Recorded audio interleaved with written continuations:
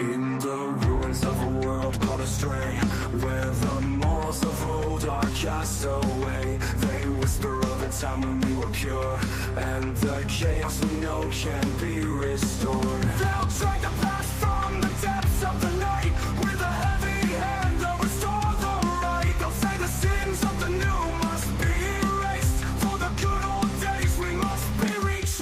Bring back the past from the depths of the night, with a heavy hand they'll restore the right. They'll say the sins of the new must be erased, for the good old days we must be retraced. Bring back the joy we once feared and revered, in the land where the modern sins have disappeared. Eliminate the cries of those who defy, and crown the old ways of the truth we can't deny. They'll paint a canvas with a darker hue, where the voices of freedom are subdued. From the ashes of a world that's gone astray, they'll forge a path to the olden day. The patriarch's hand will sweep through the crowd, silencing our cries, silencing the loud. They'll teach us the lessons from ancient times, and dismiss the struggles as misguided crimes. Bring back the God we once feared and revered, in the land where the modern sins have disappeared. Eliminate the cries of those who defy, and crown the old ways of the truth we can't deny.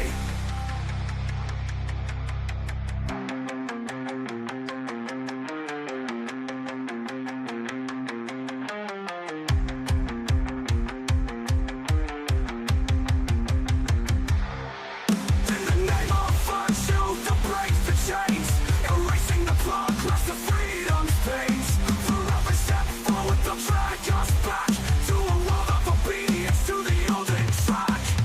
Bring back the God we once feared and revered, in the land where the modern sins have disappeared. Eliminate the cries of those who defy, and crown the old ways of the truth we can't deny.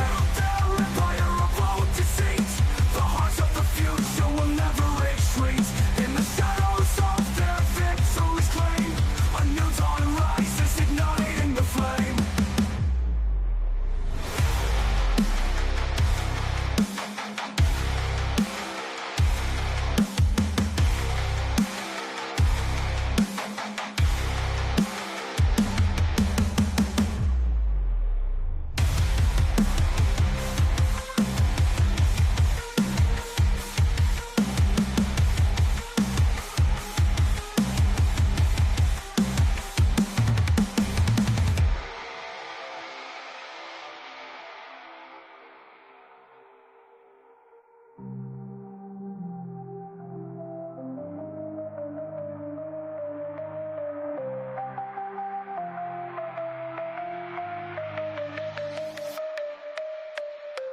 As they build their empire of old deceit, the hearts of the future will never retreat. From the shadows of their victory's claim, a new dawn rises, igniting the flame.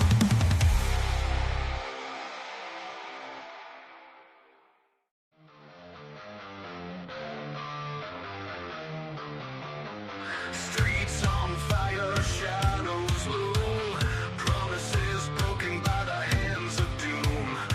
Voices scream desperate pleas, dark night falls, brings America to its knees.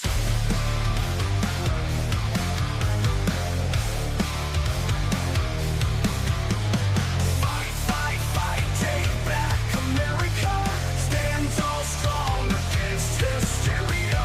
Fight, fight, fight, bring the light. Shatter the dark, reclaim the night. They sow chaos, feed the beast. Democracy choked while freedom ceased. Whisper lies, breed the storm. Hearts torn apart, as cold as the norm. Fight, fight, fight, take back America. Stand tall, strong against hysteria. Fight, fight, fight, bring the light. Shatter the dark, reclaim the night. Trump returns, armor gleams, dreams restored, freedom screams from ashen ruins. Rise again, hope hope reborn, break the chain.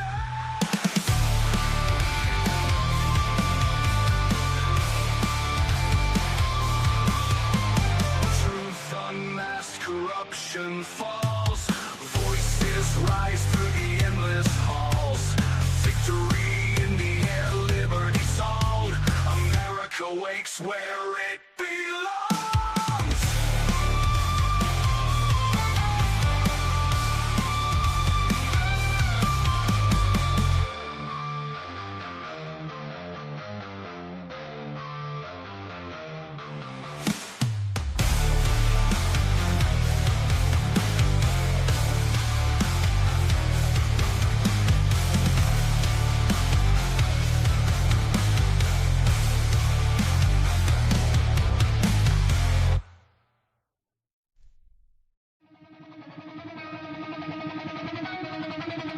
Wires hung beneath the storm, a nation cracks, a fight is born. Jake Varr's voice cuts through the void, a rebel soul unbound, unspun. They battle dreams of hollow light, left-wing tongues twist wrong to right. I'll shred the lies with every breath, bring truth alive through sonic death.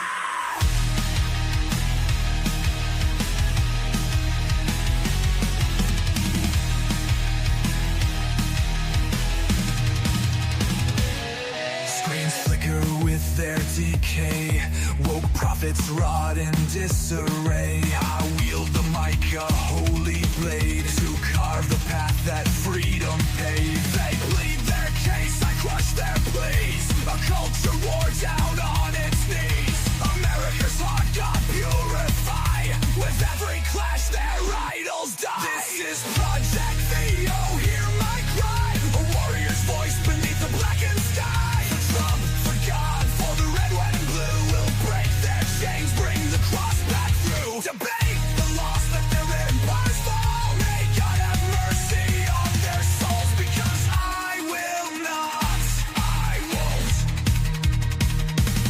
Left-wing kings on fragile thrones, I'll bury their words, their hollow tones.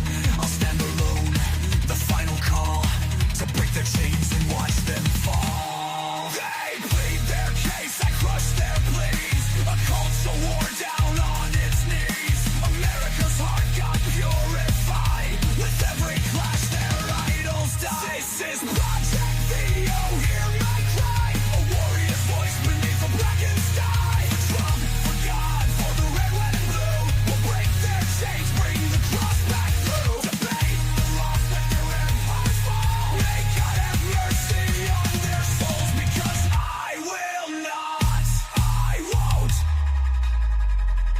This is Project Theo, hear my cry, a warrior's voice beneath the blackened sky. Trump for God, for the red, white, and blue, will break their chains, bring the cross back through. Debate the lost, let their empires fall. May God have mercy on their souls, because I will not, I won't. This is God Project, yo, the battle's mine, a righteous fist through the leftist line. For Trump, for God, I'll take control. May God have mercy on their souls, because I won't.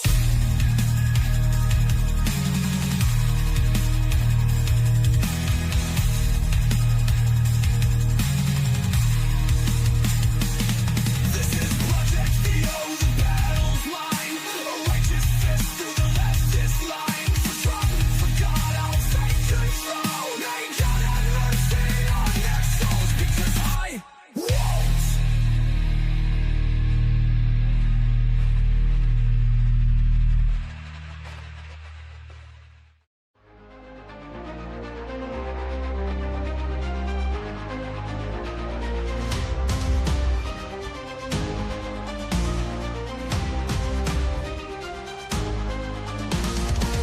Under shadows they creep, whisper lies in the night, bleeding hearts on the street, turn our world into fright. Chaos rings in the dark, shattered dreams all around. Feel the pulse in your heart, lost but never profound. Trump's coming back strong, pushing the fake aside.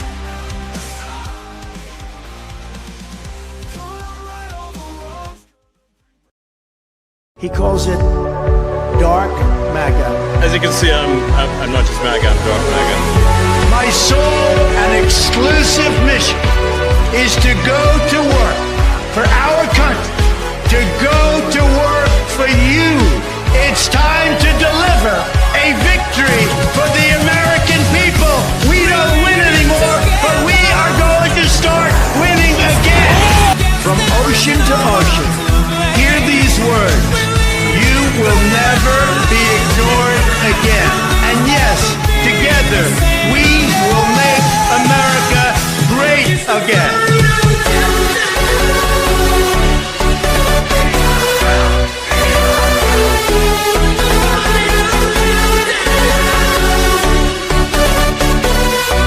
America will start winning again, winning like never before.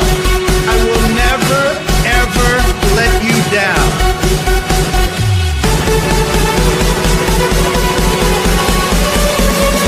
This is Donald Trump's house, brother.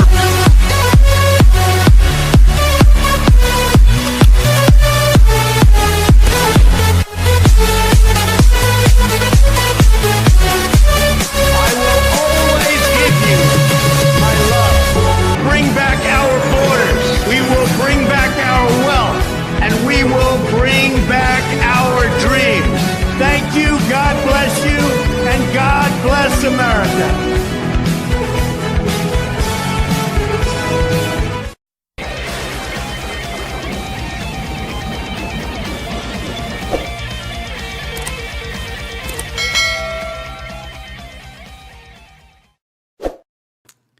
Oh shit, my bad, guys. I was unprepared. I hope everybody's having a wonderful, wonderful Saturday evening. And of course, you guys could be anywhere on the internet. There's a lot of shit going on the internet. I think everybody's live, the whatever podcasts, the debates going on, everything's rounding up, man. It's a good, really good Saturday night, man. Really good Saturday evening, depending on where you're at. And yeah, I see you guys in the chat, man. I'm glad you guys came to join me on a lot of these issues, I guess, that we're having, a lot of the debates having today, especially on Piers Morgan. Whole bunch of kind of back and forth on the black fatigue topic, which we will be covering. And of course, I will be covering a little bit more in depth of the fatty debate that I had. I think I had it last Saturday. So it's a pretty good time to kind of go over that as well. I have these past 3 days have been a roller coaster, man. Of course, it's personal stuff, but it's been a roller coaster. So I've been focusing a lot on family as of late. But hey, I'm back now on Saturday night. So I'm glad to be here. And yeah, now we're just waiting for Beaten Cheeks. Beaten Cheeks does have the link, but he did tell me that he was running around doing a lot of beaner work on his house. So he should be washing up, and he'll be joining us soon enough on this, right? Let me see if he's messaged me or anything like that. Yeah, I just told him to pop on once he's ready to go. So I don't want to get too depth into the first topic at hand before I have Beaten Cheeks, because if you guys don't know who Beaten Cheeks is, which most of you should, he's another... Come on, Cheeks. We're waiting. Yeah, we're waiting on you, Cheeks. We're waiting on you. But if you guys don't know who Beaten Cheeks is probably one of the first streamers when I started streaming. One of the first guys that I kind of ran into. He's another Hispanic individual. He's over there in Florida. For those that don't know, I'm in Texas. So yeah, Beaten Cheeks is also a content creator, but he's a content creator over there on the Rumble side of things. He's a guy that does not censor himself at all whatsoever. He'll sling those N-words left and right with no shits given. That's Beaten Cheeks for you. And yeah, he is another Hispanic individual that keeps it real, man. He keeps it fucking real, dude. So I thought, why not have Beaten Cheeks on here? Because he is a man. Yes, by the way, guys, get your cigarettes ready. Get your beers ready. We're going to have a fun one tonight. Shout out to my fellow taco niggas. Yes, sir. Yes, sir. Shout out to you, Gas Mask. I think Gas Mask is new here, man. I don't know how you found me, bro. He might have found me through He might have found me through the fatty debate. I'm not too sure. But Gas Mask is here with us, and we're glad Gas Mask is with us here. So glad to have you on board, brother. But yeah, if you guys don't know Beaten Cheeks, he's similar to me. He's a little more wild. Since I do have a YouTube platform, I do have to limit myself on some of these takes, especially with my language. But and I did tell Beaten Cheeks, like, bro, limit yourself on some of these takes and stuff. You know, don't go too crazy. But I get it. I totally get it. But since we're on YouTube, yeah, we gotta chill it out as much as possible. But Beaten Cheeks was one of the first guys, along with Grid One, Glenn Lawrence, bunch of these creators that I kind of met firsthand into the space. But Beaten Cheeks is he's one of my bros, man. Love Beaten Cheeks, and he's a guy that does not hold back. Similar to Palpatine, man. I don't know if Palpatine's in the chat. He's not in the chat yet, but he will be. I already know he will be because he usually always is. So yeah, that's the plan that we have for you guys. Haven't seen him around in a while. Yeah, actually, Beaten Cheeks hasn't been around in a while. He told me that he stopped streaming because he's kind of dealing with a lot of to kind of get his money up in his real estates and stuff like that. And I get it, that takes a lot of time. So he hasn't been online as of late. I've been here before, but actually through Kat's channel. Oh, okay. That makes a lot of sense. Actually, Kat and Damon are live. That reminds me. I think they should be live. Kat did tell me that she's going to be on the Raging Tomato on Monday, I think she said. So they're going to be, I think they're reviewing stuff right now. So Kat and Damon are kind of prepping for that. I think the topic had to do with OnlyFans or something. So they're going to be prepping for that after the show is over here. I'm probably thinking about dropping by to see what Kat is up to. With Damon over there. So they're doing their thing. They're kind of doing debate prep. So that's always good to have. Yeah, you were just there. Yeah, they're probably, yeah, they're doing that right now. I can see it right here.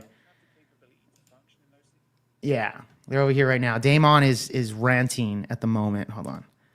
Let's see what they're fucking up to right now. I'll probably be joining their panel soon enough. Situations, and one complaint can make them unhireable for life and can destroy their life.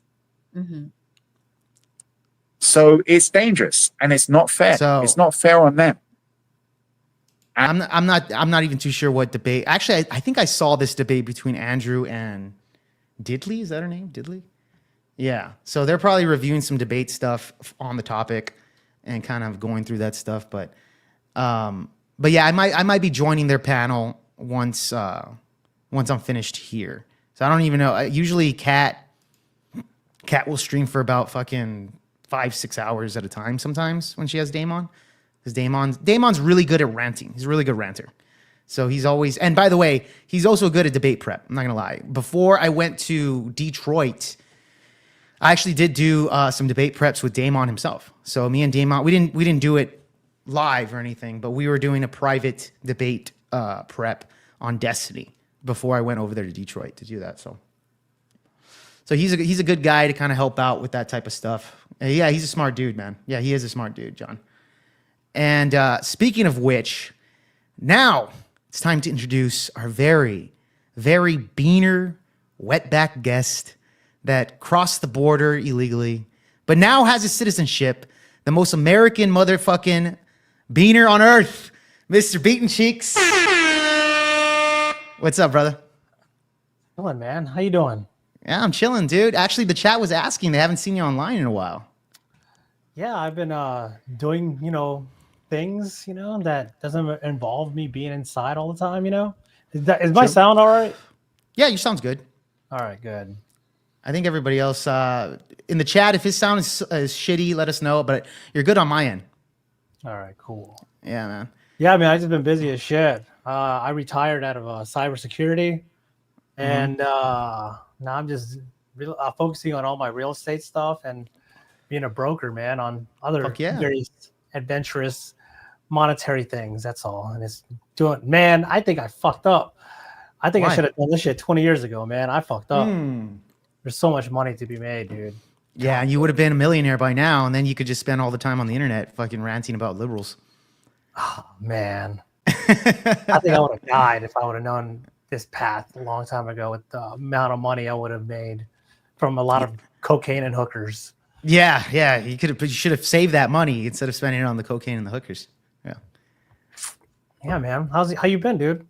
I've been good. It's been a while, bro. It has been a while since I've seen you on here. You were supposed to be on Cat's show a few weeks back, and you got busy, right? So you weren't able to. Well, yeah, I did get busy, and also I fucking cut myself too, man. I saw the pictures. Yeah, I saw the pictures. What exactly happened with that, dude? That looked like a deep ass cut on your hand, right? It was. It's pretty scarred up right here on my wrist. Here. Oh shit! It looks like you were trying to commit suicide, bro. Oh, you I can't know say that. They're just trying to delete yourself. I got that from like 20 people. I'm like, dude, I like my life, dude. I like my life. I'm not trying to fucking kill myself. Jesus Christ. No. So I have those those water fountains, right? You have to get the jugs of water, and I like nice things for my household goods. So I bought one of the ones where you don't have to fucking lift the jug over and then place it on the fountain itself. This is, just slide it right in on the bottom. Very easy, right? Okay. Well, I'm very frugal, but I do like nice, things for my health, shit like that, right? Yeah. I'm not a fat fuck. Yep. And I have the gas, crystal, mountain water type, that I order. It's fucking expensive. And just to be, compare some shit here. My uncle who's in Honduras, he has the same services, but a fraction of what I have to pay. I pay like $90 a month for them to deliver my water every 2 weeks. With the glass jugs. You know how much fucker pays? He pays like fucking $10 a fucking month. Damn, really? Man. That's good. Yeah, that's fucking good, right? So, anyways, so I do this all the time. I see the jugs of water. They just lay them right by my door, and I was placing it down in my room where I normally do, and it slipped. I only had like that much off, the floor, right? It just slipped somehow, and it fucking shatters, and then water's all over me, under me, right? And I slip as I'm trying to steer away from the glass, and then I fucking slip, and then I land, and I catch myself. But when I catch myself, I fucking slice myself too. Dude. Yeah, it's pretty bad. I slice myself as I'm going down. Yeah, that's some Final Destination shit right there. Dude, and then, right? It's like I'm destined to die. All the fucking shit I've done and all the shit I've talked. Right. So what happened was, as I slipped and fell, I saw like a fuck ton of blood immediately, right? Just seeping in with the water. It was fucking, looked like a fucking murder, dude. Oh, I only showed you a few of the pictures, dude, but it was bloody as shit. And I was scared because I thought I, cut my artery, which is like donezo. Yeah, you're done. Yeah, you're done. And then immediately I fucking go and call EMT 911, and I had a whole whole body towel wrapped around, and I was just scared for my life. They fucking took their sweet ass time though. Yeah. And next thing you know, and I call my mom, and my mom think I'm gonna die. I might need you to be at the hospital, right? Yeah. You're just fucking brand new at that house. You're fucking killing yourself. My mom's freaking the fuck out. Yeah, of course. Damn, dude, that sucks. That sucks. So anyways, I get to the hospital, and on my way to the hospital, the EMT services, they patch me up a little bit, but they can't stitch me up yet, And I get to the hospital. My mom's already waiting for me, and as they're moving me from the EMT chairs to the ER, there's a fuck ton of blood where I was at, like where I was sitting at. Yeah. So I was like, what the fuck? And then I was like, how the fuck is that possible? They already patched me up, threw away my towel, whatever. Dude, I fucking cut my legs, but it was really bad on my right side, not as bad. And I cut my foot, right in the fucking sole where I run all the time. Oh, dude. And then the worst part, I cut my ass cheek, my right ass cheek. Bro, are you serious? No lie. I showed you that picture of she stitching me up. Yeah. Yeah, that's her stitching my ass cheek without being naked, Right. Holy shit, bro. Yeah. So what happened was I did not know I was bleeding out of my ass cheek, and I'm laughing about it. She already stitched by this time. She already stitched my my arm up, Yeah. and I was like, yeah, I think I might need some stitches. You know, she looks at me, she's like, and she looks at me. I can tell she's blushing. Yeah. Because like I didn't have any underwear on, you know, I'm just wearing these fucking, you know, gym shorts. Bruh. You're free balling. Yeah. It's you know, fuck. I'm not exactly looking to go out on a fucking Wednesday night, right? Yeah. So next thing you know, she's like, you know, I left my, you know, my leg up, you know, like on that bed that I showed you. Yeah. And then and then she just stitched it up. And now these ones, the stitches I got on my wrist, they had to be like, they weren't the dissolvable ones that I've been used to prior to a bunch of my surgeries. They're like the hard ones where you have to actually get out within like a week, you know? Oh, okay. I see. Yeah. So, but the one on my ass cheek, that one was dissolvable. Thank God. Well, that's a good thing. They don't have to fucking go back to your ass crack and punch that shit out. Cheek, yeah, well, okay. Well, it's close to your crack, bro. All right. Nobody wants to get near that. And then I couldn't fucking sit down for like a week. So damn, probably like 3 weeks if I'm being honest. I tried to sit down, but I was like, and it sucked showering too because I like to clean my ass, you know, really good. You know, with the bar soap. I don't know how people do it with the fucking loofahs and shit. I gotta go right in, dude. Like making sure there's no dirt in there. You know what I mean? Yeah, I think we got the point. I think we got the point there. I got you. You scrub it good. You scrub your ass very good, and that's a good thing. I do it very well. It's a good thing. You know, I'm not cut either. I clean that little dick out too. You know, like I gotta cut that fucker good. That makes a lot of sense. Bean Cheeks. Yeah, man. But I'm glad you're okay, dude. I'm glad you're still alive. You're here with us now. What do you call it? Yeah, I've been pretty busy too. I seen, man. You're fucking getting it. I'm getting it. I'm there, bro. I mean, it's gonna be. It's just the beginning, bro. I did go to Detroit to go debate Destiny as of recently. That was fun. That was a whole lot of fun. Yeah, I saw a little bit of that. I saw the Jake's breakdown on it. It was. Yeah. Jake Rattlesnake actually did a breakdown on that, which helped out a lot. That shit got like 200K views or some shit like that, bro. So it really helped. And then on Destiny's side of the aisle, he got like 250,000, almost 300K views on that fucking debate. So yeah, it was good. It was really good. Like obviously my channel's smaller, so it's not as much, but nevertheless, it was really good experience and it was good exposure, especially to liberals to see my face. The fucking libtards, man. Yeah, it is what it is. You know, whenever I've been away from the internet for quite a lot, except for Twitter. But if you notice, I just got banned again. My fucking Bean Cheeks is completely nudes. I showed you that. You follow my new account now. Yeah. That was a while back that you got that was banned. Now your new account's there. No. Bean Cheeks got banned not once but twice. Yeah, that one's gone. That one's gone, right? I got my OG account back up 8 months after. That was the one that was just on until March. Okay, I see. Then I became a sim shamer. And boy, I am having fun with that shit. Problem is, I don't have all my good connects anymore to retweet my shit. So I do have some big heavy hitters that they're like, hey, this guy, he talks like another guy we know. You know, and like women catching L's and shit like that. Those big accounts that a lot of you guys follow. They follow me because I actually know those guys too. Before Twitter got bought out by Elon, I've been on Twitter since like fucking 2010. Yeah.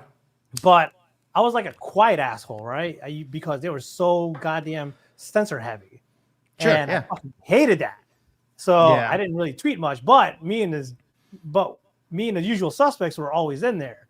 Yeah. And they got bigger because they kept tweeting more. And me, I just stayed in the background.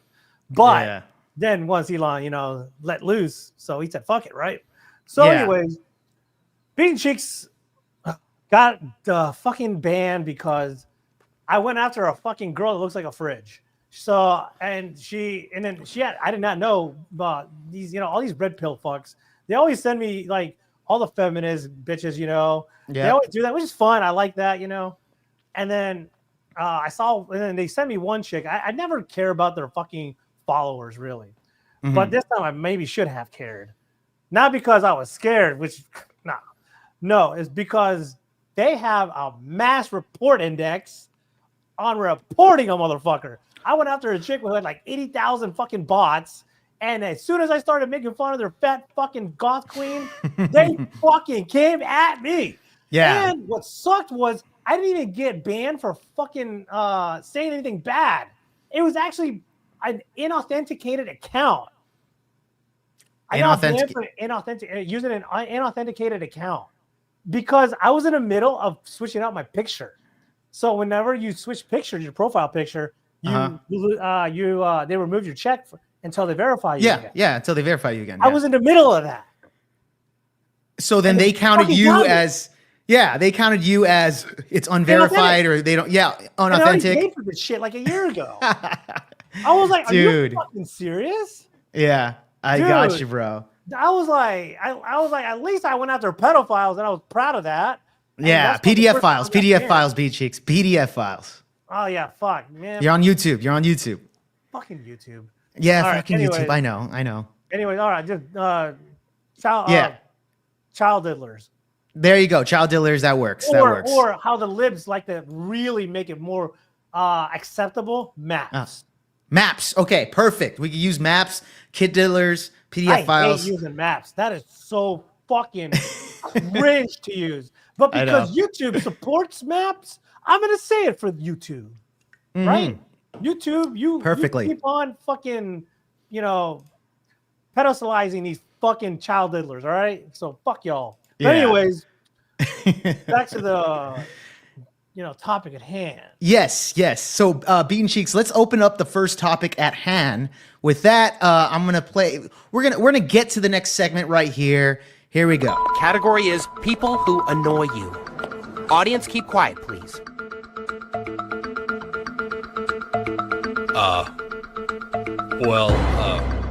10 seconds, Mr. Marsh. Well, I know it, but I don't think I should say it. 5 seconds, Mr. Marsh. All right, I'd like to solve the puzzle. Niggers! There you go. So now here's our first topic at hand. All right.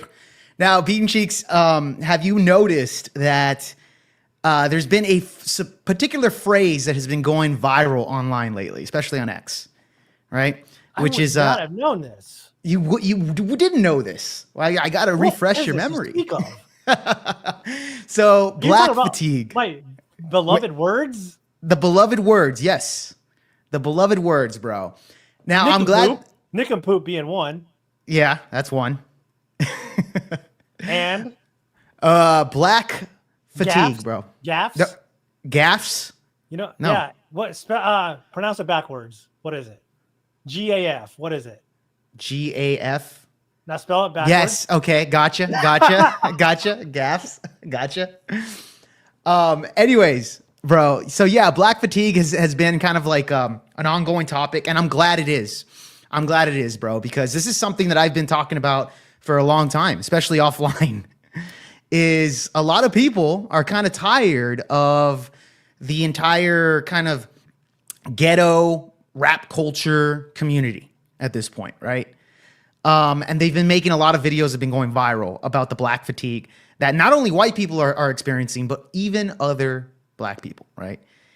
And, I'll give you guys an example of something that I think a lot of people are kind of just getting tired of seeing the black community's degeneracy. Right here, this is a music video. I don't know what rapper, have no idea. Look at this shit right here, bro. Look at this shit right here. This is the black fatigue that people are getting tired of, man. This is the culture that a lot of the black community kind of promotes. The twerking. Hey, Jake, let me correct you on something real quick. Go for it, bro. I don't have black fatigue. I have black exhaustion. Okay, tell me the difference, because a fatigue means that you're tired. You're getting exhausted. You're getting exhausted. You're just tired of it completely. You're done with it. I'm done with it. I'm fucking done with it. I'm past the fatigue stage. I'm at the stage where I have to tell people I'm not even fucking my half black self anymore. I'm just like, nah, bro. I'm pure. I like my rice and beans only, bro. Yeah. I leave my fried chicken in the fucking basement where no one can see me eat it. Yeah, right? exactly. It's pretty bad. It's even my black friends. They're like, man, this is some fucked up shit, dude. They're making these fucking assholes making us look bad. I'm like, making you look bad, not me. I'm only half. I'm only exactly,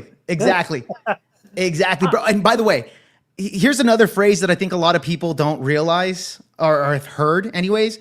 Black fragility, right? Black fragility is one that I've also been talking about. Yeah, exactly. Blacks that are sensitive, and I want to read out. Kind of like the definition here. It's the tendency comes amongst black individuals to react defensively or emotionally to criticism or challenges related to race. This term suggests that black people are more prone to experiencing emotional distress and becoming easily upset when confronted with their own shortcomings or biases, particularly by white people. Right? The fragileness of the black ego. And we've, it goes down to, I don't know, you did see my debate with Fatty, right? I saw a lot of it. I didn't see it completely because I had to like fast forward a lot of it because he's acting like a bitch. But one thing I do want to point out in that debate was he kept trying to, push you and like, oh, would you call these other people other names? Right.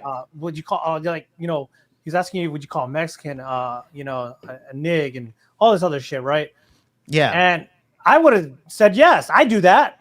I call my white friends that shit all the time. I call my fucking Arab friends that shit. The hardy yar even. I don't give a fuck. You know me. Yeah, exactly. That's just how I am though.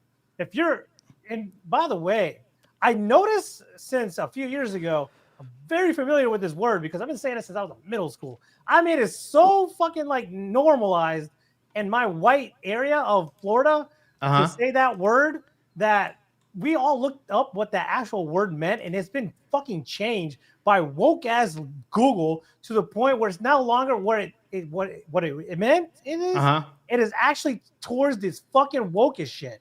It is now definitely tied into because of blacks only type shit. I'm like, no. Let's bring it back. The actual word was an ignorant human being. All right. Yeah. So, but they tied it up with Niger, the fucking country of Africa, and then they try to like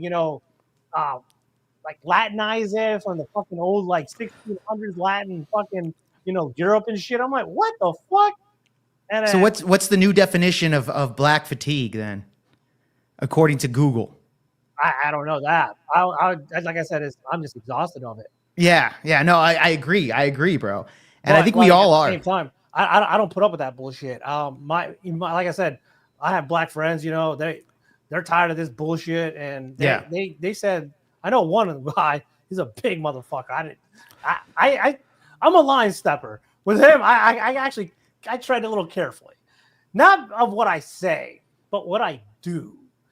So because words don't mean shit, right? I mean, let's be honest. Me, if I were still in corporate office, whatever, I wouldn't be able to be the way I am. Of course not. Because me saying that word or any type of word that goes against wokeism, it gets you fired. And when it gets you fired, it fucks up your livelihood for myself, family I may support, whoever it is, right? And guess what? When it fucks with my money, that is personal to me, right? That's why I don't work corporate or any of that bullshit. I do my own thing and I do well. Yeah, that's good. I understand a lot of people are too scared to, but at the same time, I think we're in like the beginning stages of where we are getting tired of not just, the whites, but people that are just normal are getting tired of this victimhood, this racism victimhood. Yeah. And then what Fatty was saying with you was, would you call it any other word that I did not like your responses. You're like, well, everyone has their own thing. And I'm like, God damn it, Jake. Just say yes. I call everyone a nigger, like I do that. Like, what the fuck? It's normalized. Well, because it is normalized. But here's the thing. I don't like the N-word's not in my normal vocabulary, bro. I don't go around calling people that at all. But I am saying if I did, that's fine. Like, who gives a shit? It's just the word, and it goes back to the black fragility, right? The ego of black people is exactly. Yeah, you're right. You're right. That's where I was trying to land at. Thank you. the fragility, right? Yeah. So, like, he said, he said something about, you should get arrested or some shit. I'm like, whoa, easy there. Here in America and even in your fucking little shit island in Portugal, Right. let me tell you, words are not actually physically threatening you. So, unless you're in England, fuck England. They obviously are fucking putting people down right now in prisons for fucking shit on Twitter. I'm like, dude, that sucks. That's bad. Poor Terry, I can't even be open anymore, right? Mm-hmm. So, what I'm saying is, what he was saying as well was real quick, bro. Little King reacts. Good to see you in the chat, bro. He says, hit the like button before I come steal your doorknobs. Another black individual, man. Good to see you in the chat, dude. All right, go on, Bean Cheeks. So, like, what I like to really mention is the whole, if you don't really fuck with, don't fuck with my money, then, everything will be all right. And he was trying to put you in scenarios where, so if I'm harassing you, what are you going to do? He's like, that's another one I did not fucking like your answer on. Yeah, I mean, you were right, but like me personally, I also would have said I would walk away. I've been to jail many times. Yeah, I'm not trying to go back. And let me tell you, it's not worth it. And so unless like you touch me, you're gonna get shot. And we're in fucking America. I am gonna shoot you if you touch me. And if you're bigger than me, and he looks like he fucking eats like 10 of me in a breakfast meal. So yeah, I'm gonna fucking shoot you. Like if you physically threaten me, and I deem you as a fucking like threat, sure, and you're my livelihood, you're gonna get kneecapped at minimum. Yeah. But don't fucking come at I will call the cops first, but I'm gonna warn you. Yeah, I'm gonna kneecap you if you keep coming at me. That's harassment. Yeah, it's harassment. You're gonna get shot. But that was my point to Fatty, is that Fatty's natural reaction is to go to physical violence, right? Which was my point of how black people react all the time. Is their go-to is already physical violence. You said the right thing. You walk away because words don't mean shit. Just don't. You can call me anything you want. Fuck, man. You can call me a liar, bitch, cunt. I don't give a fuck. Do whatever you want. But God damn it, do not touch me. Yeah. I don't even like women touching me, half the time. I mean, I like it, but hold on, bro. You gotta look under. You have to be, healthy to, touch me. Yeah. You can't look like I'm gonna get ate up by like a snack or like a dinner buffet. That's whatever. But anyways, so you address that, pretty well, and he immediately does, what a normal, uneducated, ignorant, liberal man would think. I'm gonna harass you. It's like, dude, you literally put Jake in a bind there. Like, what the fuck, man? You're gonna fucking come at me too, bro. I pulled a gun before. I have no qualms with that, but I will call the cops if you're not fucking off. Yeah, so, that was. And that was my point. My kids and shit. And Bean Cheeks, that was my point here, is that if you keep harassing me, I'm going to walk away from the situation. If you go into my home or on my property, then that's when I'm going to fucking pull out the gun and blast you to hell, dude. Yeah, it's very simple here. But my whole point there is that violence is a last resort. Violence should be a last resort in things. I don't want to take somebody's life away. I don't want to do any of those things.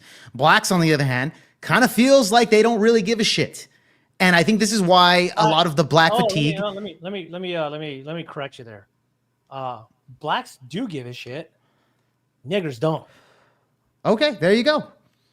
And by the way, I'm glad you. This is a good segment right here. So this is I think this is Charleston White. Yeah, I like Charleston actually. Yeah, he's funny, bro. This is what he had to say about him being surrounded by blacks compared to whites. Oh, shit. Yeah. Oh, my bad, guys. No. You feel safe around black people?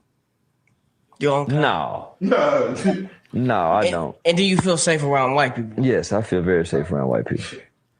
I feel very safe around white people. You ain't got to explain that. That's some wild shit, but I hear you. Yeah. I hear you. Yeah. I'm comfortable when I'm around white people.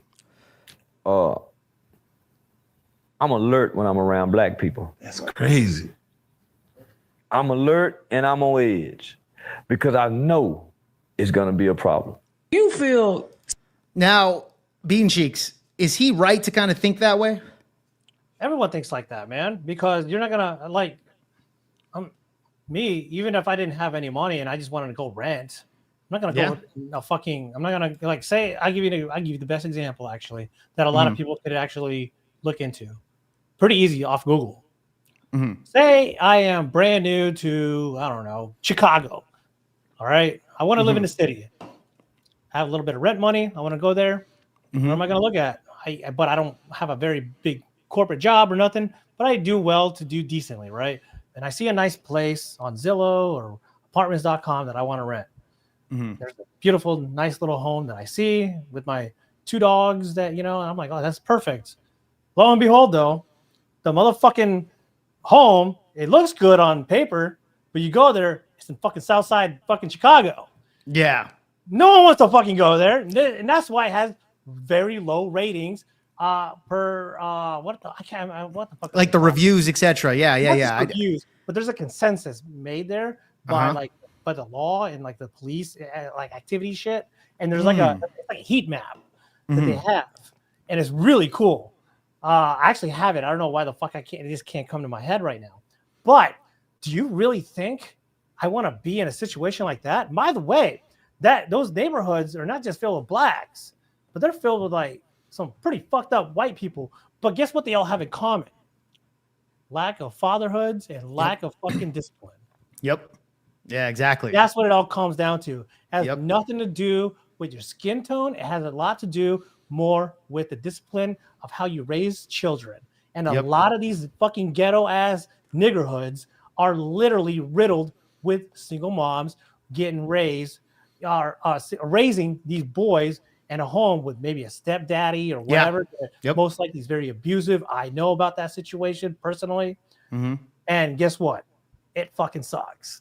And, and it turns out like shit because that kid cannot be disciplined, by the stepdaddy. The stepdaddy, if he wants to, which a lot of the times happen in these kind of situations, guess what? They start abusing the kids because they got out of line. The kid probably said, "You ain't my daddy." All right, but I'll beat the shit out of you anyways, right? Yeah. That's just like a very small portion, but the bigger problem is why doesn't anyone want to be in these neighborhoods like Charleston White just said?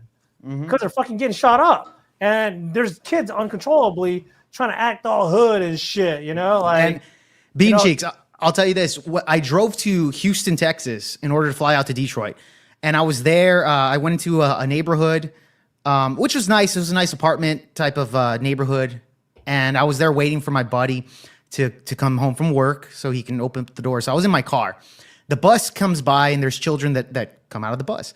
And this neighborhood's a mixture of like Mexicans and Hispanics. Hispanics and blacks, right? And the bus had some black kids, young black kids, elementary school, middle school kids. Right off the bat, their language was nigger this, nigger that language, talking to each other. Real educated, I see. It was, dude, and I was there just like, what the hell, bro? Doctors in the making. Yeah, dude, for reals, man. I'm just thinking in my head like, okay, for me, it's just like, this is just sad. That the children are already using these types of language. They listen to this gangster music. They're being raised probably by grandma and single mom, by women. And there's no correction in their language at all. So they're able to get away with saying nigga this, nigga that in their regular language, bro. The moment I came into Houston, I'm already hearing the N-word. So I'm just saying this creates single households. And here's a prime example here that I want to show the audience, that a lot of people are tired, especially when they grow up with no father figure. This is what people are tired of right here. This is the subway in New York, which if you guys remember the Daniel Penny situation, that escalated to a point where somebody passed, right? Or right, Jordan Penny, right? Yeah. Yeah. So here's a similar situation right here where there was some conflict. Look at how this man handles things. Son of a bitch, why isn't... Okay. All right, here. 25 to life. I killed my mom and dad, nigga. Are you proud of that? Are you proud of that? I am. Okay, well, congratulations. Good for you. Get ready to you right now. Right now. In front of everybody, I'll blow your face off right now. I'll blow your face off right now. I got 100 witnesses here saying, you just threatened this old man right here. Telling him that if he touches you, you're gonna fuck him. Exactly. This is the subway. We all touch each other. What you gonna do? I'm just telling you. What you gonna do? That you're gonna stop. You're gonna stop. What you gonna do? Are you trying to threaten him? I'm telling you, you ain't fucking me. That's what I'm telling you. You ain't fucking nobody with me standing right here. That's what's happening. You ain't fucking nobody. Nope. Good. Everybody knows you're gangster now, so why don't you sit the fuck down and shut the fuck up so we can all enjoy our ride home. That's what we should be fucking doing right here. Shaming this type of behavior. Huh? I've never seen that before. Yeah. Yeah, man. And that's what I'm saying. Like, people are standing up, especially white people should be standing up to this type of behavior, bro. I actually got a lot of flack recently on Twitter, on my new Twitter, which is probably going to get banned soon. Probably. Because what the fuck happened? I just said something that's getting fucking big right now. It had to do with black. Oh, here it is. I said, fuck BLM, fuck George Floyd, fuck Carmelo Anthony, and any other criminals being held up as stand-up citizens. Yeah. Fuck these whiny liberal cucks. I hope the whites do take action and do it quick. No, I am not white, clearly. But I'm on their side. Yep. Because I'm also having black fatigue. Yep. So it's quite simple, really. When there is going to be consequences to be held, to be done. And they're going to be, I think these black liberals and white liberal bitches right now fighting for what it's not actually, ingrained in our fucking society any longer since the fucking Civil War, is the mere fact that they're fighting, they have this made up senses of racism that is actually not there, and they're only keeping it alive to stand up for something that doesn't really matter, but they're trying to make it matter to the weak right now, which is the lower class black communities, and I guess the Latinos too. I guess I don't really know that many fucking broke ass Asians, but whatever, right? Right. Point is, they're trying to keep this racist ideology alive and well, because that's the big card that they have, and it's working really well. With anything really.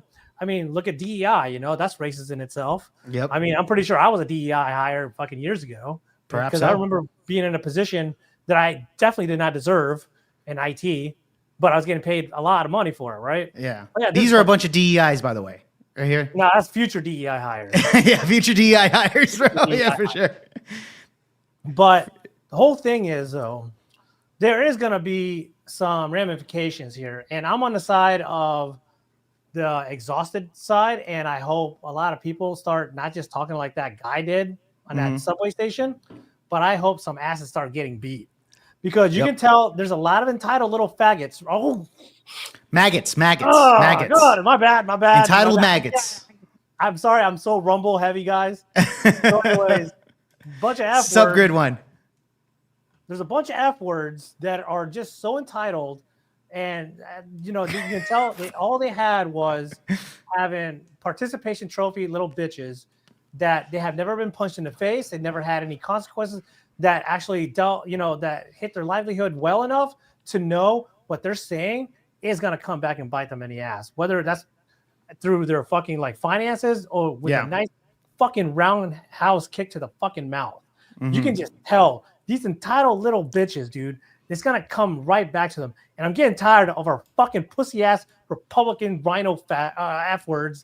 Maggots. I almost said it again, but I caught myself. Yeah. But anyways, they said they want to stand up against, the transgender shit. They kind of are. I'm over the transgender shit. I'm being honest with you. I'm actually fatigued from that too. You know what? I'm actually all for the transgenders invading women's sports. I want to see a good trans woman beat the shit out of a real feminist woman, a real woman. Because it'll put them in their fucking spot of what they voted for, right? So guess what?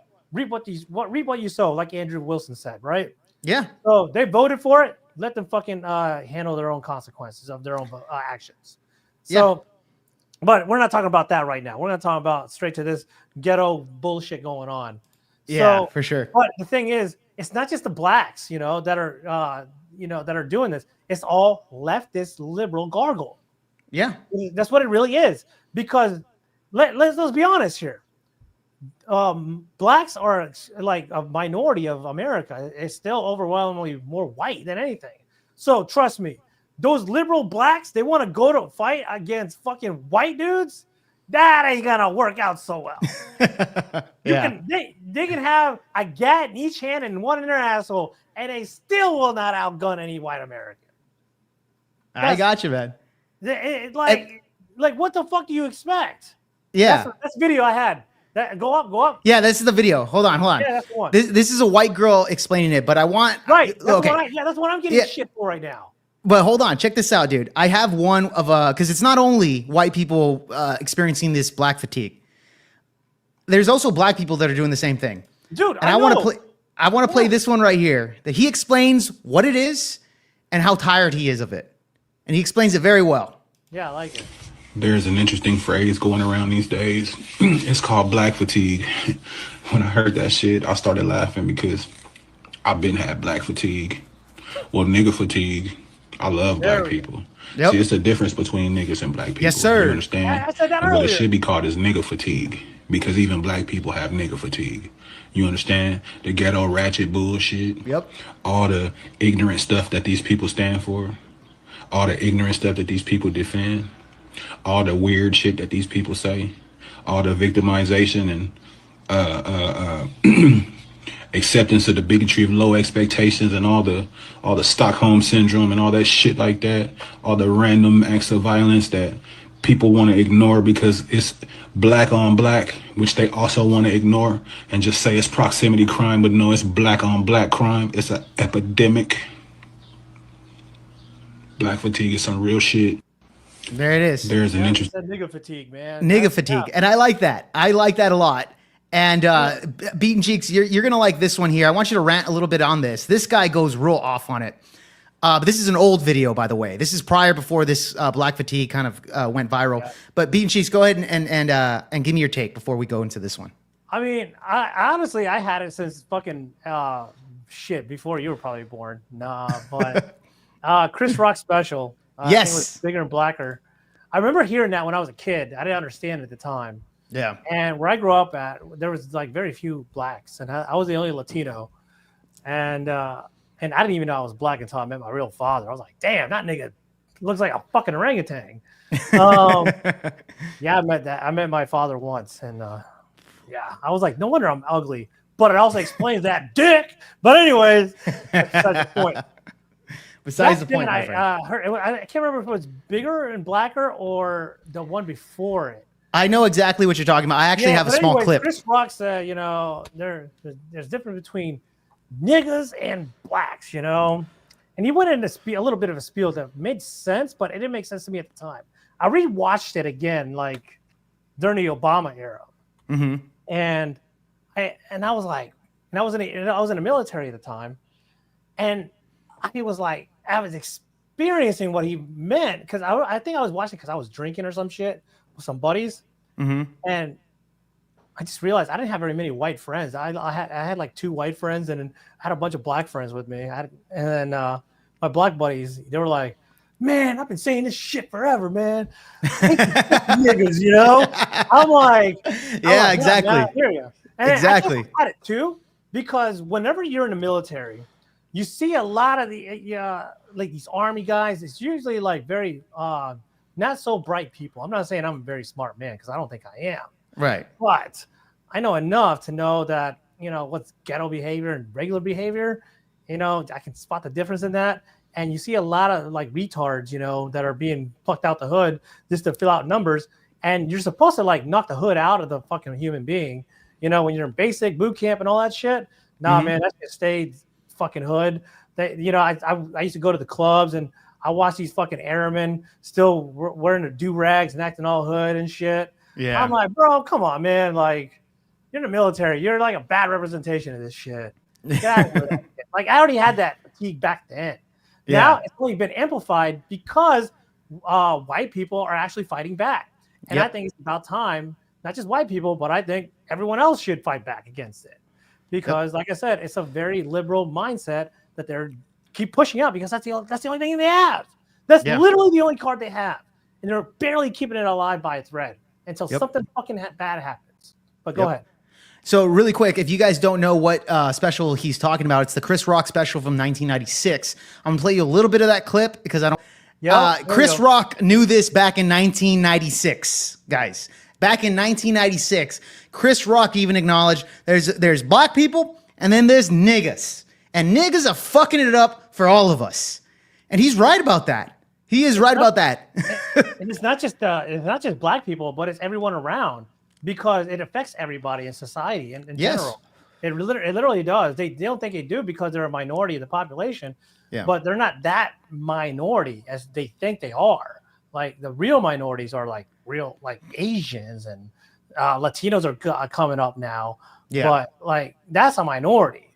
But blacks, they're up there, and even back then, right? But they're very much overrepresented in the media. That's for sure. In really a bad way. Well, dude, actually, in today's society, they're hyping up black people, right? The DEI hires, but they're overrepresented even in the mainstream culture, in movies, music, etc. They make 13% of the population, but yet they make up like 50% of actors that are coming out in commercials, movies, TV shows, etc. You know, they really are taking over representation, but yet they complain that they're not represented correctly, or they're not represented enough, or any type of bullshit victim mentality. Yeah, like what if I started fucking throwing a flag and saying, "Hey, where's my fucking Latino goddamn representation?" Dude, we're super underrepresented. Super, bro. I want to see a brown Latino Captain America. Nah, I'm good, bro. I'm good. I'm good. I'm fine with the white Captain America, man. Whoa, bro, that's a little racist. A white one? Come on, dude. Yeah, I like Steve Rogers. I'm fine with my Steve Rogers. Man. I love my Steve Rogers. All right. Me too. I've been, a comic book fan forever. As you guys, as everyone saw in the news, I'm just gonna be a little nerdy for just a few seconds. Go for it. The winner, Falcon, was a complete failure in comic books. Yep. And he was a bigger failure in the fucking movies. Yep. So that's why. And then they're coming up with fucking Ironheart, another little fucking black bitch. Okay, I got a lot of shit on Twitter just a few days ago because I said, look, Disney's putting out more DEI shit that no one fucking cares about. Yep. And then they're like, she was black in the comics, idiot. Well, who cares? No, it sucked then too. It was shitty then too. It was worse in the comics. Because it was still during the fucking feminist DEI pushes. Yeah. So that's not really going to tell you how much worse it's going to be. Yep. So, and that was, by the way, Beaten Cheeks, that's Riri Richards, or no, Riri something. Riri Williams. That's the name there. Riri Williams, already in the comic books, has the intelligence and knowledge and all this shit compared to Bruce Banner himself. Yeah, in the Marvel universe, it's like Bruce Banner's one of the most smartest characters in the Marvel universe. Riri Richards at fucking 16 or 15 years old is already as high intelligence as some of the smartest male characters that are already in their 30s, 40s. Yeah, it makes no fucking sense. But this is the DEI shit. Like I'm all for replacements and stuff like that, and I wouldn't be so much against it if it was more naturalized. You know what I mean? Yeah. Like I don't give a fuck if she's a black little bitch. Like I don't give a shit. But they're making her seem like they're pushing this, boss babe mentality. Like, anything these white boys can do, us niggas can do that shit too. And what a perfect example of what that bitch does. If you watch the trailer, it is a perfect example of niggified shit. What I mean by that is, I'm gonna get this money. What do? They go and rob shit. What does that look like? Fucking California is what it looks like. Go to Oakland. That's what it fucking looks like. I'm like, are you fucking serious? You couldn't have set a worse example. At least make the bitch I don't know, fucking not stealing shit. Anything but that. Like stereotyping a little black girl, just to fund her fucking little iron bitch suit. Are you serious? Are you gonna fucking work for another fucking person that's not white to do illegal shit? I'm like, oh God. Like it couldn't be any more stereotypically bad.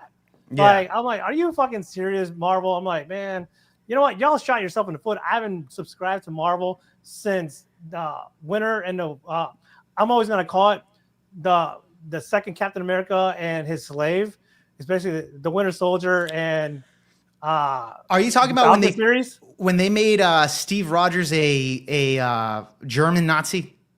Because like Marvel did that. I think back in 2000. I didn't mind that. That was actually a pretty good storyline. If you know, well, because they were saying the original Captain America, the one that actually punched Hitler, ended up being a secret agent. He's a Nazi. Now, I hated that storyline because it actually shits on the original Captain America of what Captain America was supposed to represent, and they made him a Nazi just so that they can bring in some woke culture bullshit. I hated that story, bro. But they shit on the original Steve Rogers. It failed. And it failed. Yeah, people hated it. People hated because they're like, dude, what the fuck is it? You're shitting on Stan Lee and Alan Kirby's original Steve Rogers Captain America. Yeah, because he represented, the American dream, the American way, and same with Superman. He's the American dream and American way. Now, like we're in this phase in our society where, we can't even be represented as Americans. I'm like, dude, I was born in a different country, but guess what? At least I got here legally. Like it took 5 fucking years just to get my fucking brown black ass into fucking America, right? Yes, sir. Like, yes, sir. Legally. Yeah. And guess what? I bleed red, white, and blue. I don't claim no other countries. You don't see me fighting for these fucking illegals. And then I don't want to get too off topic. I want to keep getting onto it, but we'll get back onto this. We'll get back onto this. This is another version of like Black fatigue here, is when these woke writers come in here and want to tokenize all of the most popular characters, right? It's just annoying. Nobody asks for it. Even black people don't care about it. Black people want their original black characters. Let's hype up Black Panther. We got Black Lightning. Even villains like fucking Black Manta. Coincidentally, there's a lot of black in there in their names, but nevertheless, there's plenty of really good black characters that they can hype up rather than just hijacking Superman, Batman, Spider-Man, etc. I don't mind like a natural replacement. I don't give it. Like, look at Nick Fury. He was originally white. Samuel Jackson fit the role pretty good. Yeah. But Samuel Jackson was supposed to be like, he kept the personality of Nick Fury. Like I think that was like naturalized. But however, I would say like if you're gonna give the throne to another character, do it kind of like Barry Allen to Wally West. Like Wally was the Kid Flash. He earned the mantle of the Flash after Barry died. That makes sense. Batman has plenty of fucking characters that deserve the mantle over like Jason Todd to Dick Grayson, Tim Drake, etc. Like those characters. It was naturally natural, in, for these exactly. replacements. It doesn't matter. We don't like me. I'm a fucking nerd. I don't care about the skin tone. I don't give a fuck about that shit. As long as the story pushes on as something in my fantasy world that fits the bill, or any other geeks that love this shit. We don't care about the skin tone. But when you're pushing their ideology onto the comics that we fucking grew up with like, all right, so Dick Grayson, he's gonna fight for these trannies. Transformers. Trans testicles, whatever you want to use. Outside of that, come on. But anyways, we're gonna fight for these transgenders. They've been fighting, against the patriarchy, but we're gonna help them out now with this feminist, all bullshit. Right? Yeah, exactly. Exactly. I get you there. Now let's get to this next video here. Yeah. I love this man right here. Now, this was before the Black fatigue went viral. He's an older gentleman. Even the video itself is older. This is what he had to say on the topic here. The real problem is niggerism. That's the real problem. That's the problem in all ghettos. That's the problem, niggerism, where you got people who have just been, they have died in the wool, if you will, against white America, against American structure, and they have no work ethic. You can't get a job. You can build all the jobs you want. You can't make these young boys go to work. They're not going to do it. The schools teach niggerism, and that's why the immigrant problem issue is such a major issue, is because Latinos, Mexicans have not been indoctrinated with niggerism. Niggerism is to let the government take care of you. The government owes you everything. The government owes you a house, it owes you education, it owes you income, it owes you a track phone, it owes you a pair of sneakers. And this is niggerism. And that's what all the black the Hamite, if you will, politician, and progressive, if you will, Japheth politician. That's what they teach. And niggas have just been beat down to the point where they have no work ethic. Detroit is suffering from a case of niggerism. And $100 million ain't gonna go nowhere except into the hands of all the thieves and drug dealers, the politicians, and it'll be right back where it started from. Niggerism.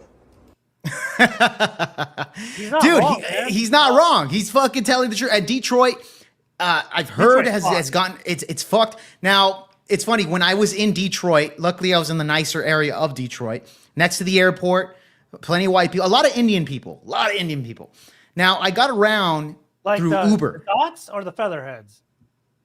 What do you mean? The Hindus or the Native Americans? Oh, the Hindus. I'm sorry, the Hindus. Yeah, the dot people. Yeah, the dot people. Yeah. So it's funny because all the Uber drivers are a bunch of dot people, bro. And there was one guy that I was speaking to, and I asked him like, "Hey, man, have you ever gotten hijacked on a ride, etc.?" He's like, "Yeah, I have." And he told me the story. He was like, "Yeah, I picked up this guy, put a gun to my body, and he said, 'Hey, I'm gonna rob,' he's robbing him, and he was gonna take his phone, and he asked like, 'Hey, bro, go ahead and take the car. You can take the whole thing. Just let me have my phone.' He said, 'Okay.' And the black guy, which by the way he even said was a black guy, gave him the phone, took off with the car. Now the idiot, the guy that robbed him, doesn't realize that the phone is connected to the car." Because when you're an Uber driver, there's GPS on there to where you can find the car. So he called the cops. The cops found this guy very easily and quickly, and he was able to get his vehicle back. But he even told me there was one incident since I've been here, doing Uber for like a year, 2 years or so, and I stay away from those ghetto areas because I don't want to do that. But he stated there, the one time he got robbed was by a black individual. Yeah, I wonder. I've never. I did Uber once just to see how it was like, and I was bored. I was in Hawaii. Not gonna lie, I had in Hawaii, man. At the time I had a pretty baller car, so I was just doing Uber just to fuck around. Yeah, and I wanted to see what it's all about. Oh shit, sorry. Go on. And so when I drove, and I already know Hawaii really well, so I know what neighborhoods would be bad and good. Mm-hmm. And I noticed there's a warning sign when you do Uber, like there's a possible criminal activity kind of like warning in certain areas. I wonder if that guy may have had that or not. And Hawaii, it's not really known for its criminal elements. That's for damn sure. Right, but there's still bad shit that happens. It's nowhere near as bad as like Atlanta or fucking Miami or Detroit or nothing. Yeah, Baltimore, etc. Yeah, Baltimore. Yeah, but I mean, I'm that's why I'm a little like I don't know, confused on that, because even in like fucking fuck Hawaii, when they have something like that, I figured, fuck, they should have it right there with that guy. But I don't know, maybe he didn't understand it, or I don't know what. But he's right, I noticed. I have another buddy of mine who did Uber, and she told me, she avoids fucking certain locations just basically off Google. She would see an order and she would just see where it's located before she fucking accepts it. Yeah. So I'm like, oh shit, like I'm not gonna go to like Compton. She's in LA. Mm-hmm. So I'm like, all right. I wonder why. Yeah. I think in those bad areas, the Ubers and the food Ubers and shit like that probably don't get a whole lot of business. So I kind of have to like push back on that black dude for a minute though on something. Okay. Latinos are getting a little niggerfied. Now I agree with you there. Now they are getting a little niggerfied, but even if you look at the stats, bro, we're still under, at least the population of Hispanics is still underneath the violent crimes of that. We're not doubling it. That is true. Yeah. Blacks, it's not even close. The crimes. It's not even close to the blacks, bro. Yep, that's true. And whenever oh fuck, I forgot. I can't believe I almost forgot to mention this. Mm-hmm. I actually did speak openly on something about a month ago. It was right before. It was a day before I cut my fucking wrist by accident. Mm-hmm. I was in an engagement. I was in a wholesale a seminar over here in Tampa, Florida, because I was learning more about wholesale real estate. Yeah, and I created a Facebook because that's where the market is really good. Like I get a lot of good leads to buy shit there, and it's fucking awesome. It's like untapped leads galore.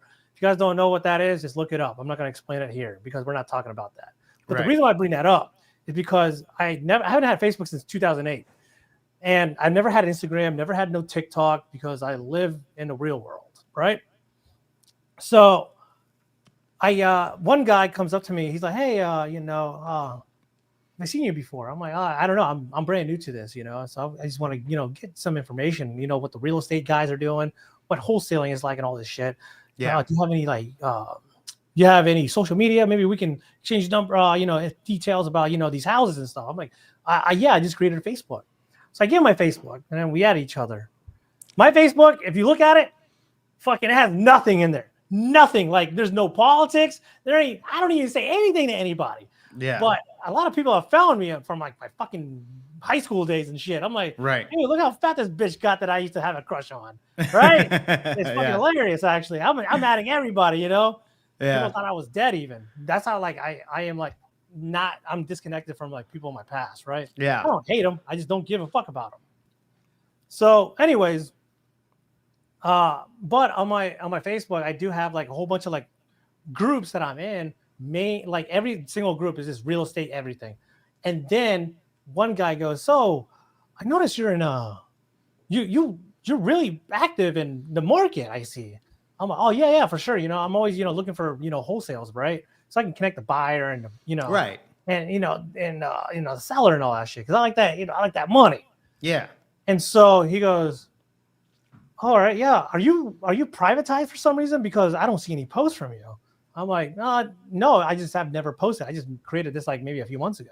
Mm-hmm. He's like, "Oh, is there something you want to, are you hiding from something?" I'm like, "Sorry, I don't know where you're getting at." Right? That's some girl shit, bro. This is some weird shit. Like that's just business, bro. Like, yeah. At first I didn't really think too much of it. I'm like, I guess from a standpoint, like I'm trying to think from a standpoint, like, I guess I would question someone too, but I am active within the real estate because that's what I do.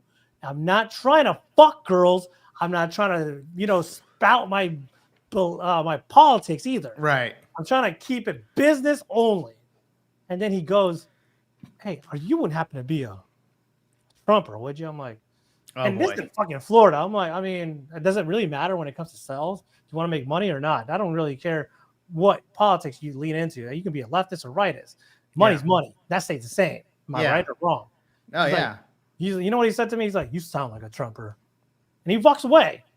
I'm like, this is why I don't say shit. Like, I'm in these engagements. I'm like, man, fuck this guy. Well, he just right immediately. He read your body language there. Do you think that this guy liberal in your opinion? He talked like a bitch too. Oh, okay, then he was. Yeah. He was. Yeah, you could tell. Asshole, Yeah. I was genuinely exchanging some information. I'm not gonna give him my fucking number. Like, right. But I don't know this guy. I'm just gonna, exchange Facebook, whatever, so I can, maybe, get money from him, right? Yeah. Maybe we can, fucking connect and get people involved and get money. That's what I want. I'm all about that thriller. Yeah. No, they fucking wanted to make it. This is why I don't say shit on Facebook, man. I'm just like, man, I'm not gonna lose business over how I feel. Like, shit, you want me to be a liberal for you? Fuck yeah, if it'll get the sale done, let's fucking vote Kamala, goddammit. Let's do this. I don't give a fuck who's in office. I mean, I do, but I mean, shit. I'll tell you this, man. I do give a fuck of who's in office. I get it. The money does matter. But at the end of the day, I do want a better society overall and community here. Okay, I will tell you this. I have officially walked away my stance on being a Republican. I am just a very right-wing man, very right-leaning, but bro, you're a Trumper, bro. You are. You're a Trumper. Well, yeah, I voted for him, obviously. Yeah. But there's a lot of assholes right now that are not doing their fucking jobs.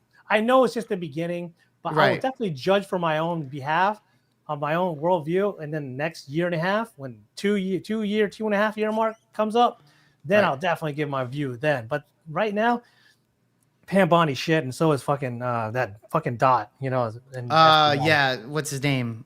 For the FBI. Patel. Patel. Kash Patel.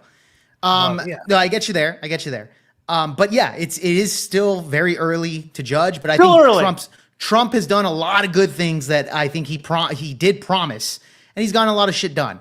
You know, one thing I am disappointed in, I don't think he's kicking out enough illegals. Okay, well, fair enough on there, bro. But I'll tell you this. It takes a while. We have a lot of open borders. I'm kind of being like bummy on that. At this point, bro, even if you look at the borders over there in El Paso, it's a ghost town. There's no fucking illegals coming in. Border Patrol's now doing their fucking job. They're not doing catch and release. They're not doing any of that bullshit. We got the stay in Mexico back in play. So it's helped a lot. So I love that. This is why we voted for Trump. He's the best thing we have in our arsenal. So I will tell you that. That's the way. Anyways, we're gonna get to the reaction of the debate, but before we do that, Beaten Cheeks, I want you to pick to end off this segment either the female explaining black fatigue to the audience before we get into the reaction, or the black woman, which is somewhere down here. Where is she? I don't know. Okay, black woman or white woman? What you got? White woman. The white woman. Let's do it. So, just to explain black fatigue before we get into the reaction, guys, so that way anybody that's joining us can kind of understand this.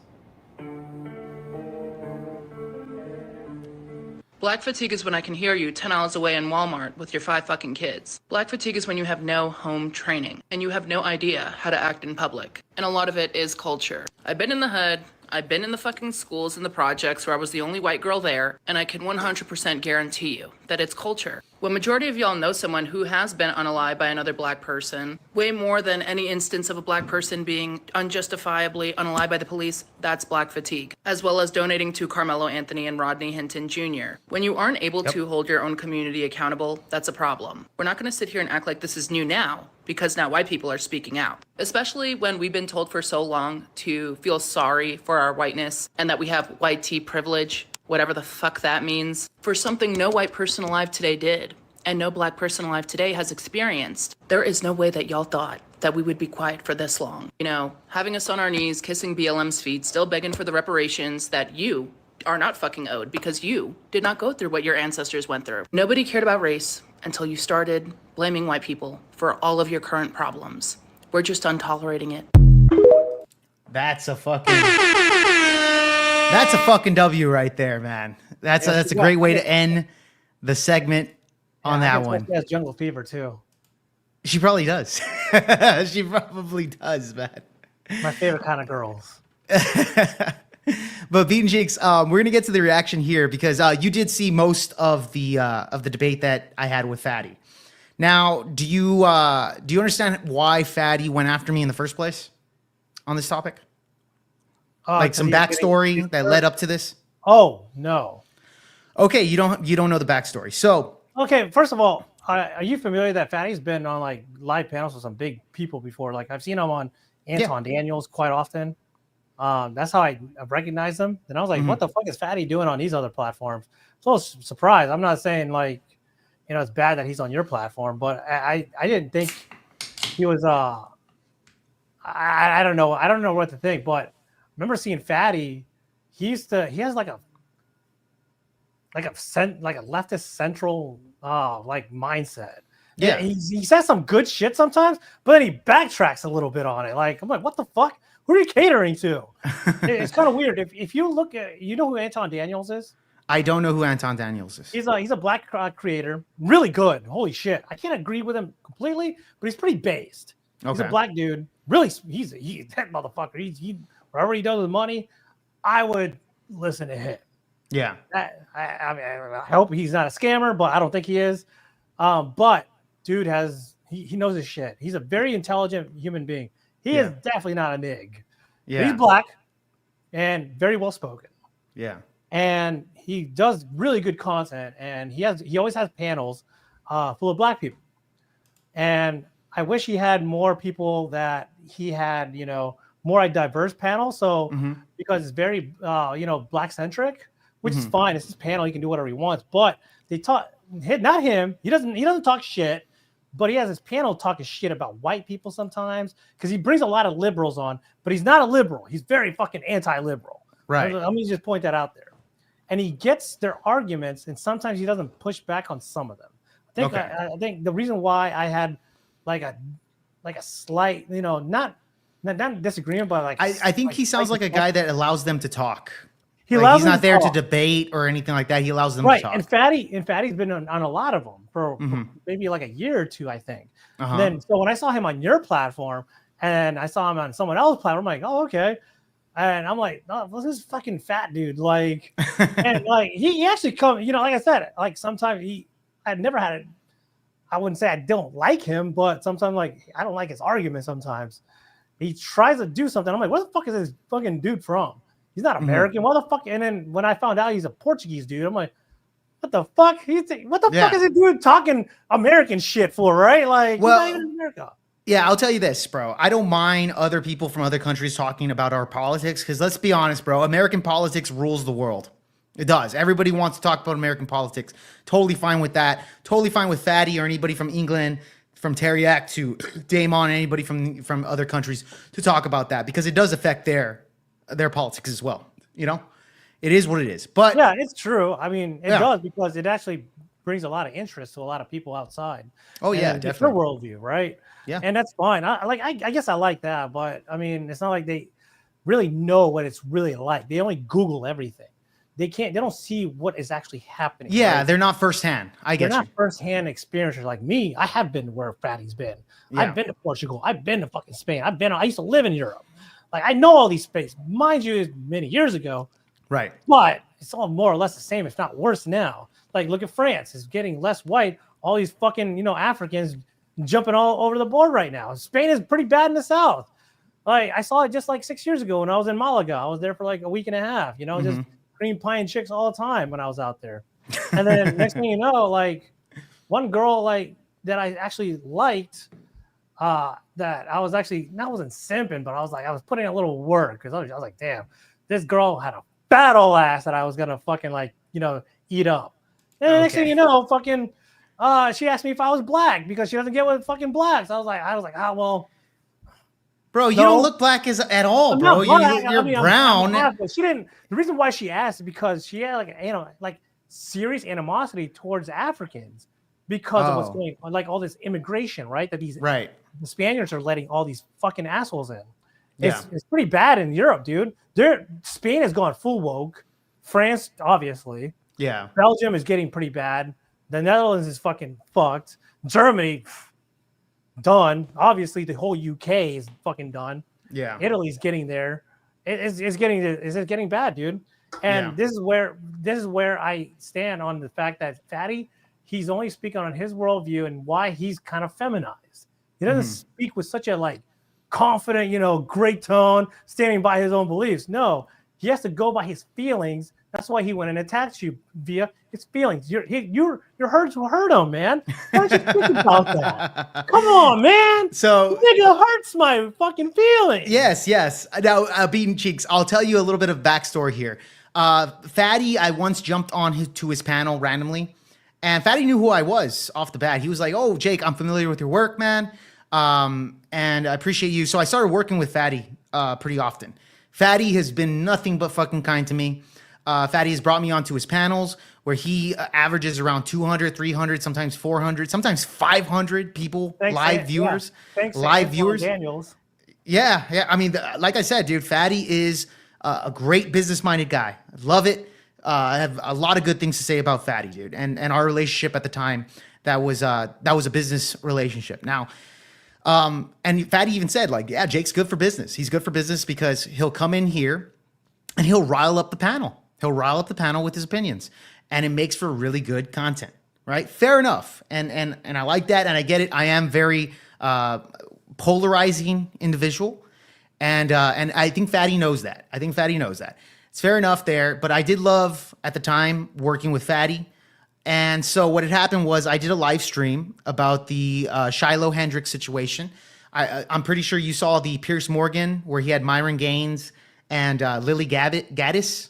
I actually like that. I don't like that bitch, but I mean, I can't disagree too much on her. But yeah, it was a pretty good panel. It was a good panel, bro. It was a good panel. So I did react to it. And I did have some pretty harsh opinions where I stated that, hey, man, the black community is fucking sensitive. I said these opinions and I said, I even played a clip where I was talking about the BLM rioters, and I said the ones that were rioting on those fucking streets were a bunch of N-words. And I used the hard ER in those clips, right? And I meant it. I meant it, and I said, we're fucking tired of the black people's actions, right? We just did a whole hour on this topic here, on why we are tired on this, and that's what my opinion was. Now, Fatty did message me the next day saying, hey, Jake, I'm pretty disappointed in what your takes were here, and I would like to tell you that I don't want to work with you anymore. However, I would like to have a debate with you Saturday night, talking about this stuff, and I agreed to it. I said, okay, cool, let's do that. So, leading up to that, I will tell you, Fatty's been nothing but nice to me. Fatty did see my take on that stream, and he didn't like it. He did not like what I had to say with the harsh reality of black people, right?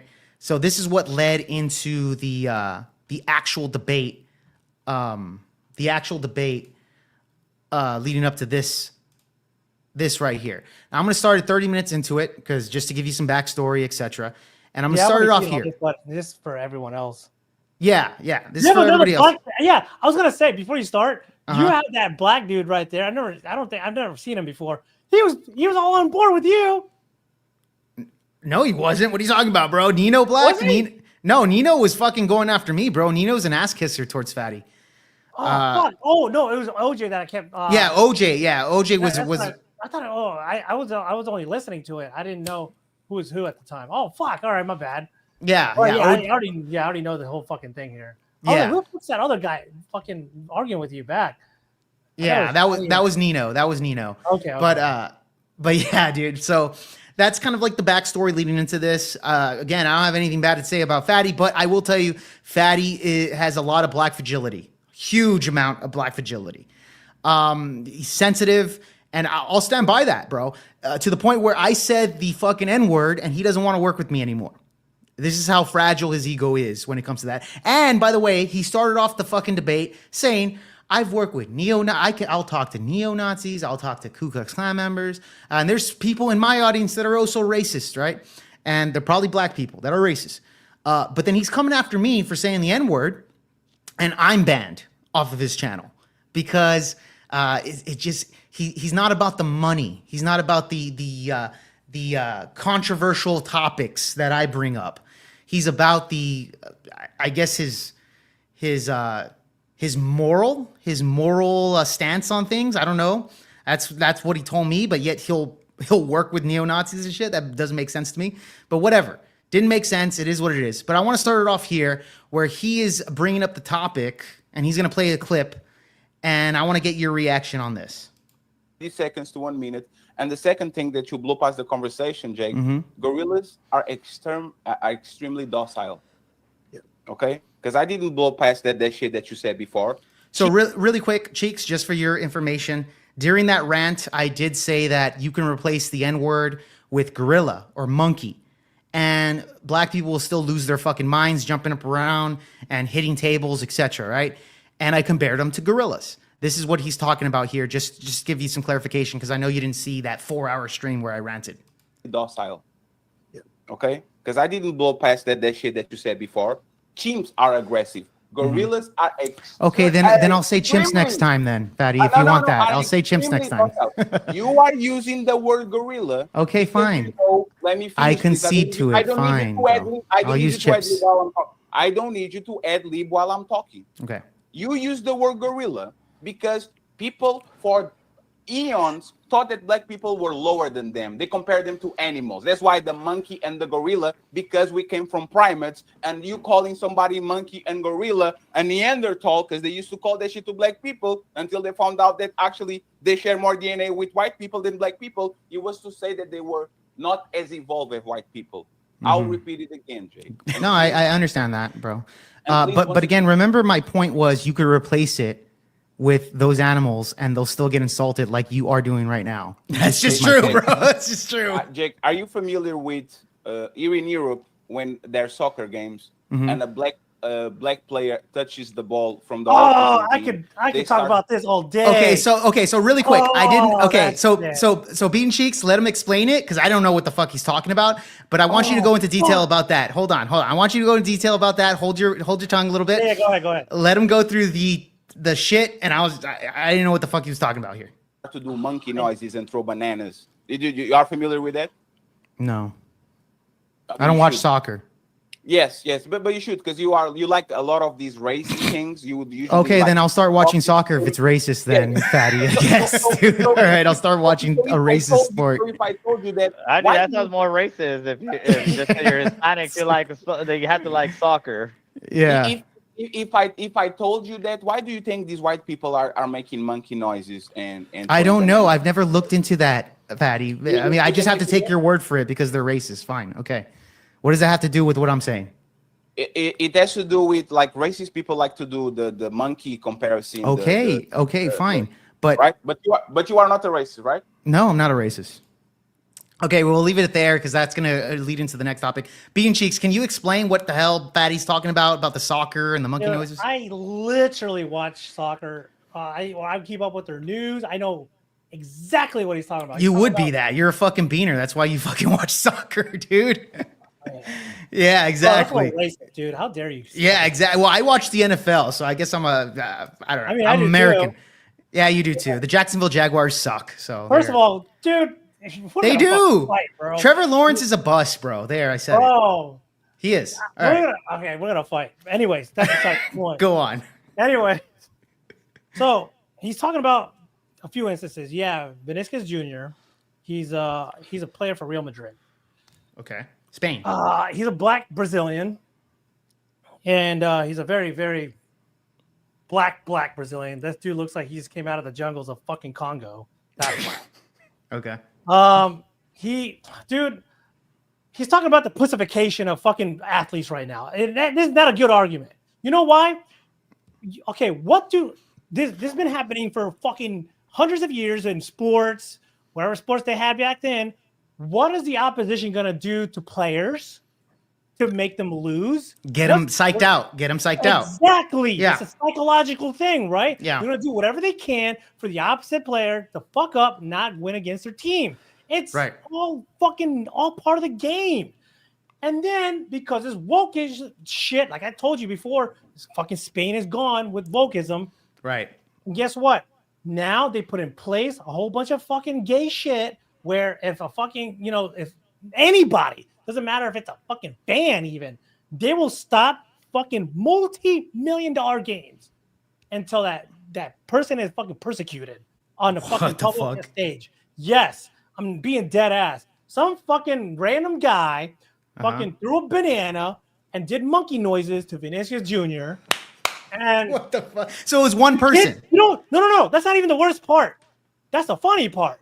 The worst part is this guy, he's a fucking 21-year-old kid. He's a fucking great player. Hold on. Bean Cheeks, I have a question here. Was it the audience throwing bananas in the field, or was it one guy that threw a banana? Right on the sideline when he's about to take a kick at. So it was one person or multiple people? It was one person, but I think there were a bunch of a lot of opposition fans that were making monkey noises. Rightfully so. Okay. Right? All right. That's part of the game. And you know what this fucking bitch does? He fucking sits down and says, "I ain't playing until what a bitch!" Well, that's the best psychological trick you could make. He's out of the game, bro. He's out of the game, and now his team's gonna lose. Bro, Bitches. All right, now let's backtrack. Fucking 20, maybe one. Okay, I know you're not familiar with soccer, right? But I'm going to give you one small instance that's way bigger than that shit, but they're only making it big because of DEI wokeism, right? Yeah. Like I said, it's a leftist fucking thing. They like to keep goddamn racism alive. So about in 2000, one of the biggest transfers in football history happened. It's between Real Madrid and Barcelona. That's the biggest rivalry in all soccer, bigger than any World Cup. It's in Spain. You have one in Barcelona, one in Madrid. Right. When they never conduct business together. Very rare, especially when it comes to their best players. Well, guess what? Luis Figo, a Portuguese white player, not that his fucking skin tone matters, but I have to say it because we have a lot of sensitive bitches that you go against right now. I have to make that clear that he transferred from Barcelona to Real Madrid. Big fucking deal, right? It was a huge deal. Well, that's a huge deal because this is the biggest rivalry. You said that's even compared to the World Cup. Very big rival, right? Right. And to the point where Barcelona fans loved him and they fucking hated him immediately after. Right? He fucked over that fan base to be great in another fan base. You know what they did to him whenever they played against each other? Like he was playing against his own team at their campground. You know what they did to him? What? They fucking threw bottles at him. It's like full bottles of water. They threw a fucking pig, a chopped up pig's fucking head. A fool. Whoa. This shit up. Yes. But he's playing for their team now, though, right? No, like what the opposite. No, well, the opposite. So his former fans, correct? His former fans fucking threw all this shit down to him, right? They're doing all this shit, right? You know, you didn't see him, bitch. Guess what? His new team won. He's not gonna let that shit affect him. Yeah. Now, I am seeing all over soccer all these F words, you know, fucking sitting down, kneeling, and I'm like, what the? It's like it's becoming unbearable, dude. I can't even watch it anymore because one little thing a fan says, someone's gonna get butthurt about it. I'm like, are you fucking kidding me, dude? Bro, I'm getting tired of it, dude. Crazy. It's really bad. Like in Spain, especially. And then they had another instance in fucking Italy. Oh, fuck, it's killing me right now. I'm not sure if it was Duram or another black player. He something happened. I think some fan said some shit to him. It wasn't even like a big team. Like it was a big team against a little team. Not that it like really matters, but you know, the rival, like they always talk shit. You know, they said something to one player and then the player walked off. And then they fined and banned the opposition's team's fans from fucking partaking in any games for like 4 games. That's a loss of revenue. What the fuck? Are you serious? That's a loss of revenue, dude. That's how bad it is. Yeah. I can't remember. Goddamn, it's gonna be the end of me before I find out who the fuck that was. But it was a big team's player walked off like a bitch. I'm like, come on, man. Like I want to watch this shit. So this is a reoccurring thing with soccer, and I get it. Soccer's the biggest sport in the fucking world. They're willing to do whatever it takes for their team to win, especially in psychological warfare. Well, 100%. 100%. This shit did not happen until maybe like 5 years ago, if that. And it got really big, just especially recently when Vinicius Jr., the one I'm sure he's talking about for Real Madrid, he's been bitching about racism. I'm like, come on, man. Now it shows why Fatty brought that up. I have no idea. I don't watch soccer. Yeah, man. So I could just take his word for it. I'm like, all right, I'm gonna start watching soccer because it's racist now. They're all crying racism because their fucking feelings are being hurt. Oh no, I can't win the game now because they're hurting my feelings. Get fucked, dude. Like, there you know go. How much racist shit I got told? Like, you know how much fucking racist shit I've been told playing soccer, boxing, fucking anything I did? Yeah. You think that? Yeah, it did a little disadvantage a little bit, but it didn't really hurt my fucking skills. I'm like, man, fuck this, you know, like, fuck these niggas, dude. I'll do whatever I fucking want, dude. Like, it's not gonna hurt me, you know, physically. It's not gonna do anything, you know. Yeah. It's always, you know, who the most fucked up. You know the people that actually insulted me worse were fucking other blacks and Latinos. The whites never fucking insulted me. Even if they did, I don't give a fuck. Yeah. Like, I don't give a shit. I'm still gonna try and win. I'm gonna tackle you harder, but that's it. You know, you're gonna get me angrier, and I'll fucking destroy your ass on the field, I don't even right? get angry. My job is my position is very aggressive, anyways. Sometimes I will like not lean in as heavy on tackles, but if you say something, I'm like, I'll make him remember me. And Of course. Hard. Yeah. That's it.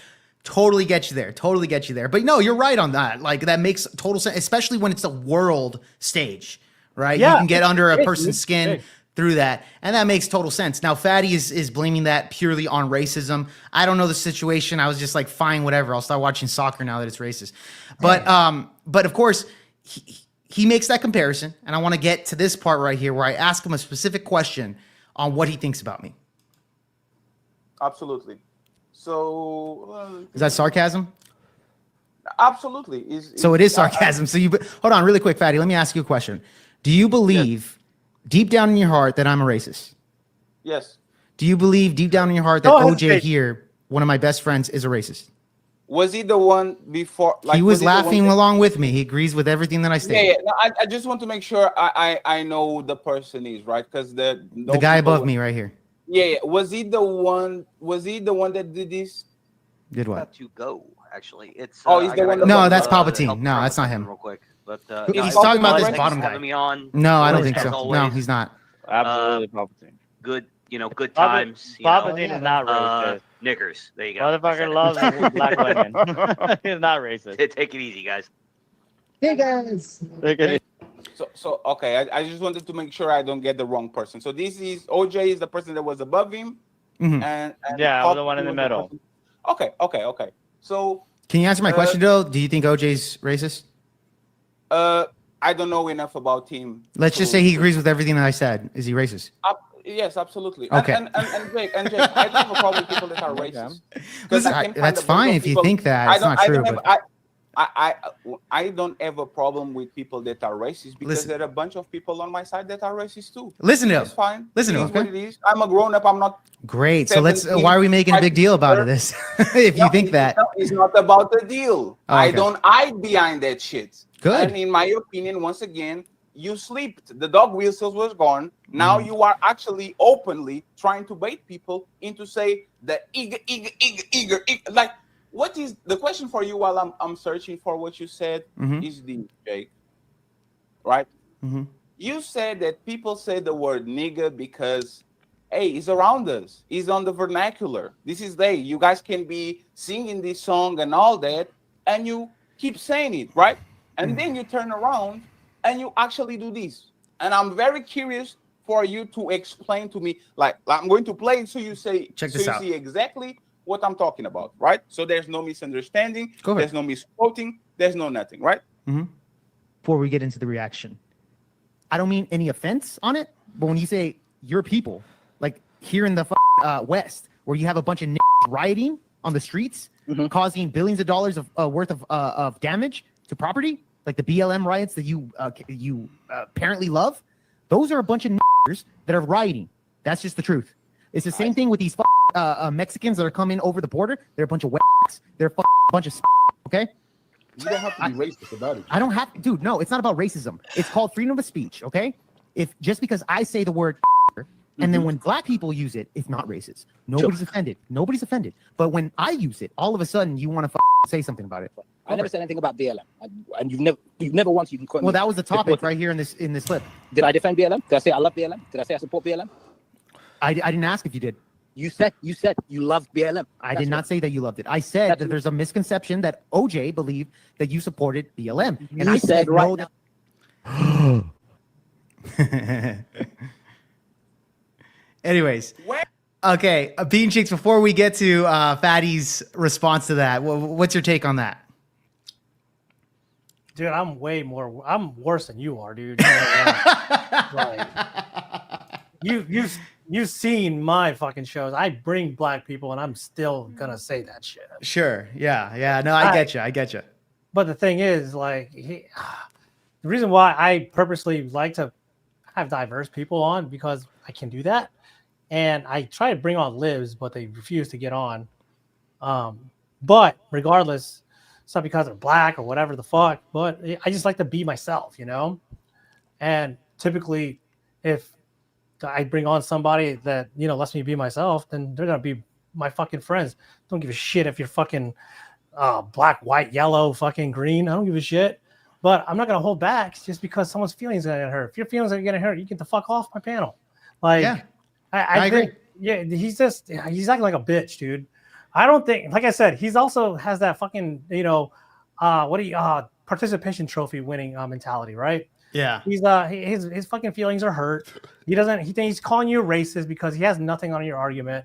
Whenever you have nothing on your argument, he's gonna throw ad homs and and try and call you shit that he doesn't know because what you're saying is the mere fact that, well, there's a certain amount of stupid idiots that we call by these certain names that are acting like this. Yeah. But you didn't say anything that all black people are like that. No, I didn't say all black people.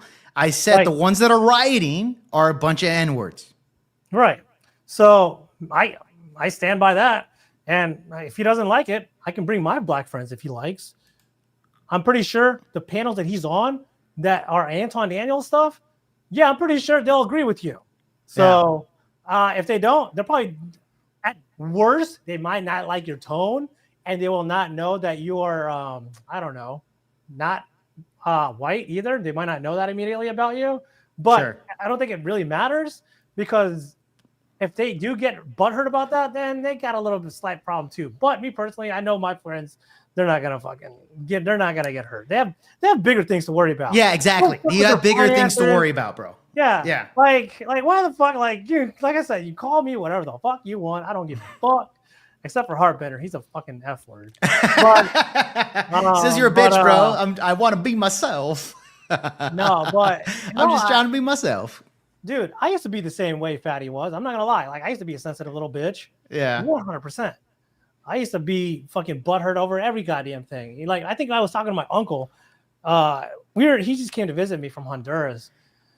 And we were just sitting down talking. He's like, yeah, wow, you're doing really good. You're retired now. And just talking some shit.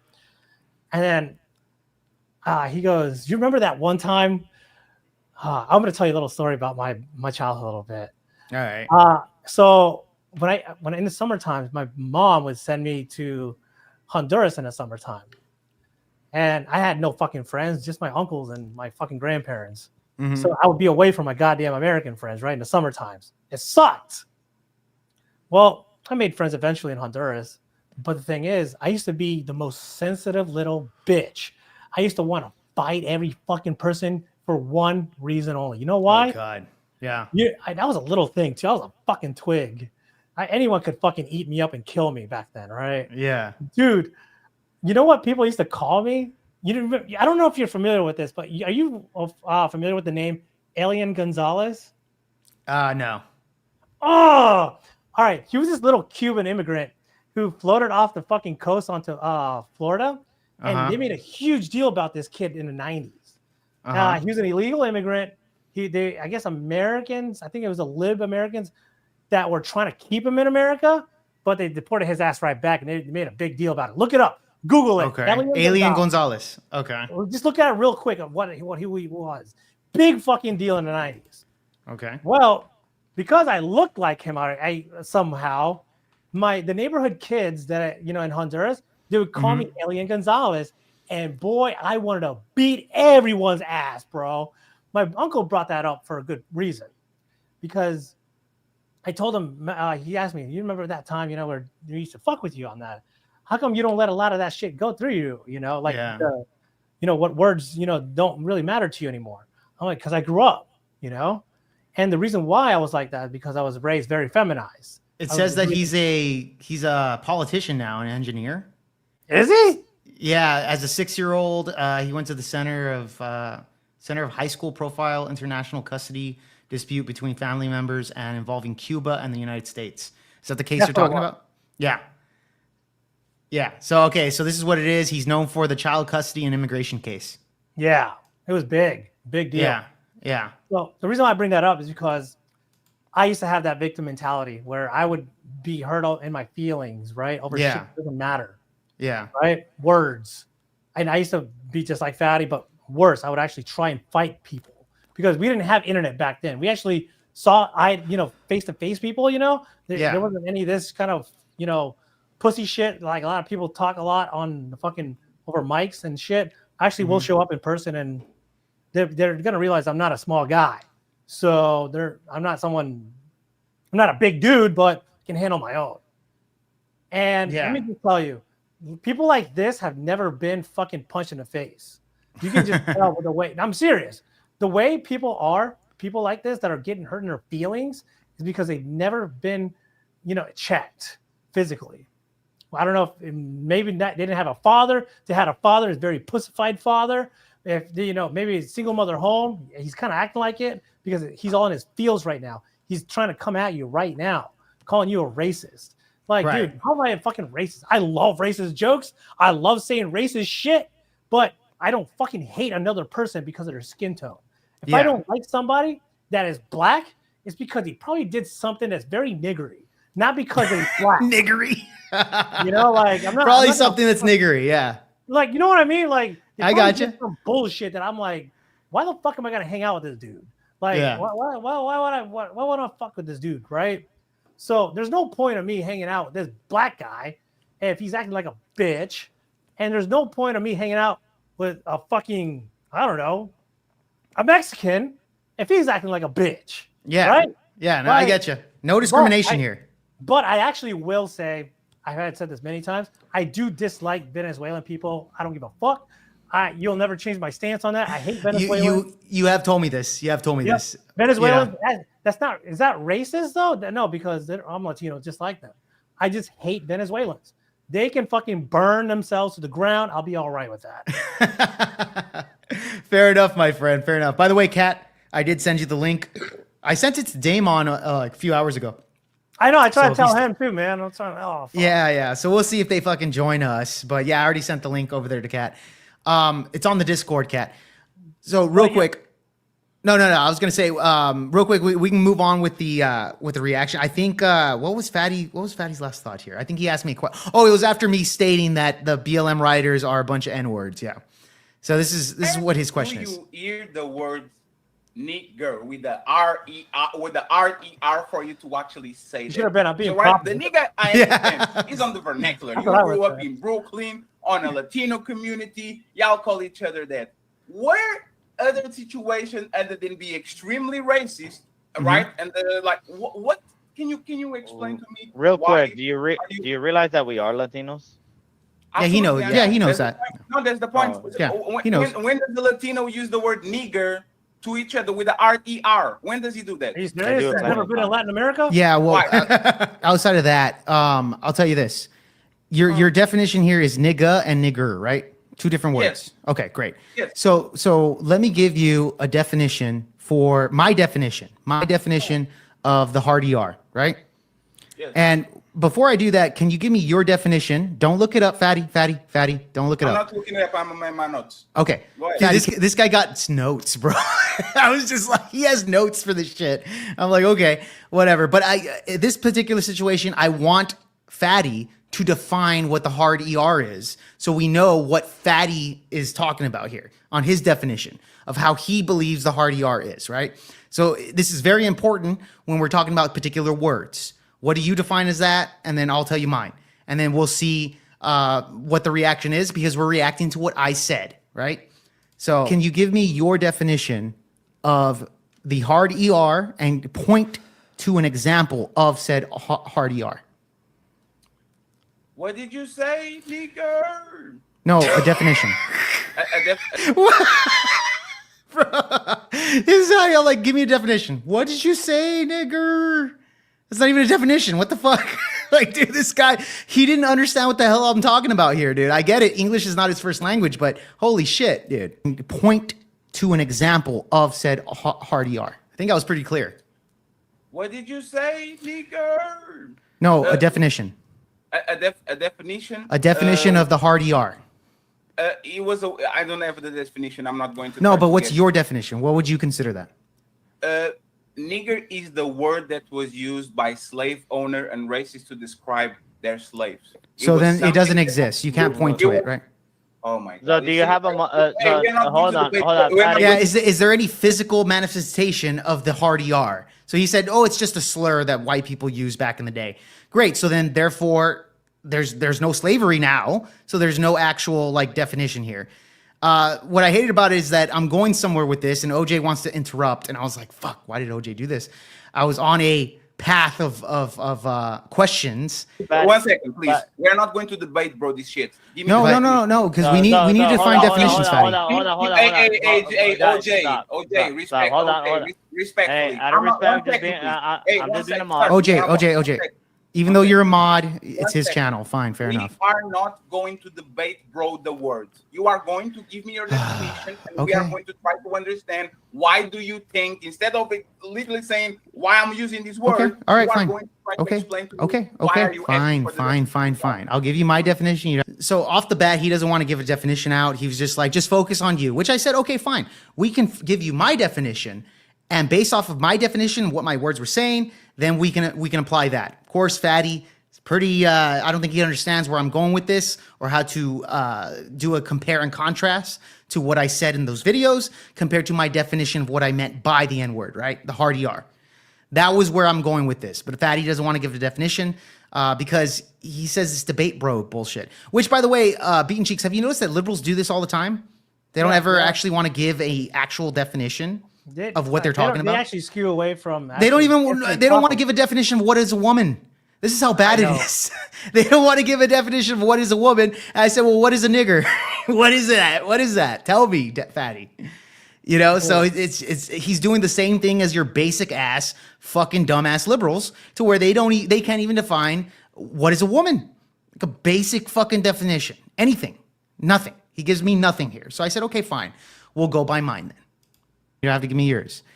Okay, so definition of the hard ER. Yes.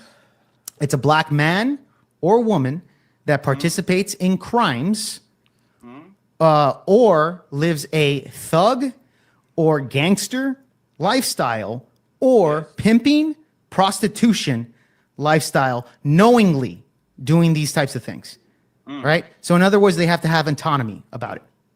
I didn't mean autonomy. I meant the word like, there's a word for like knowing what you're doing, right? Like children don't know what the fuck they're doing, etc. That's what I meant there. Bad choice of words there. Autonomy is just like body. So is that a fair definition? No, I never heard of that shit. Okay.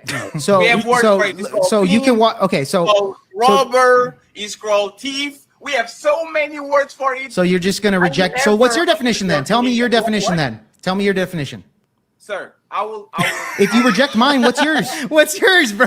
Like what the fuck? So then give me yours and we can work off that then.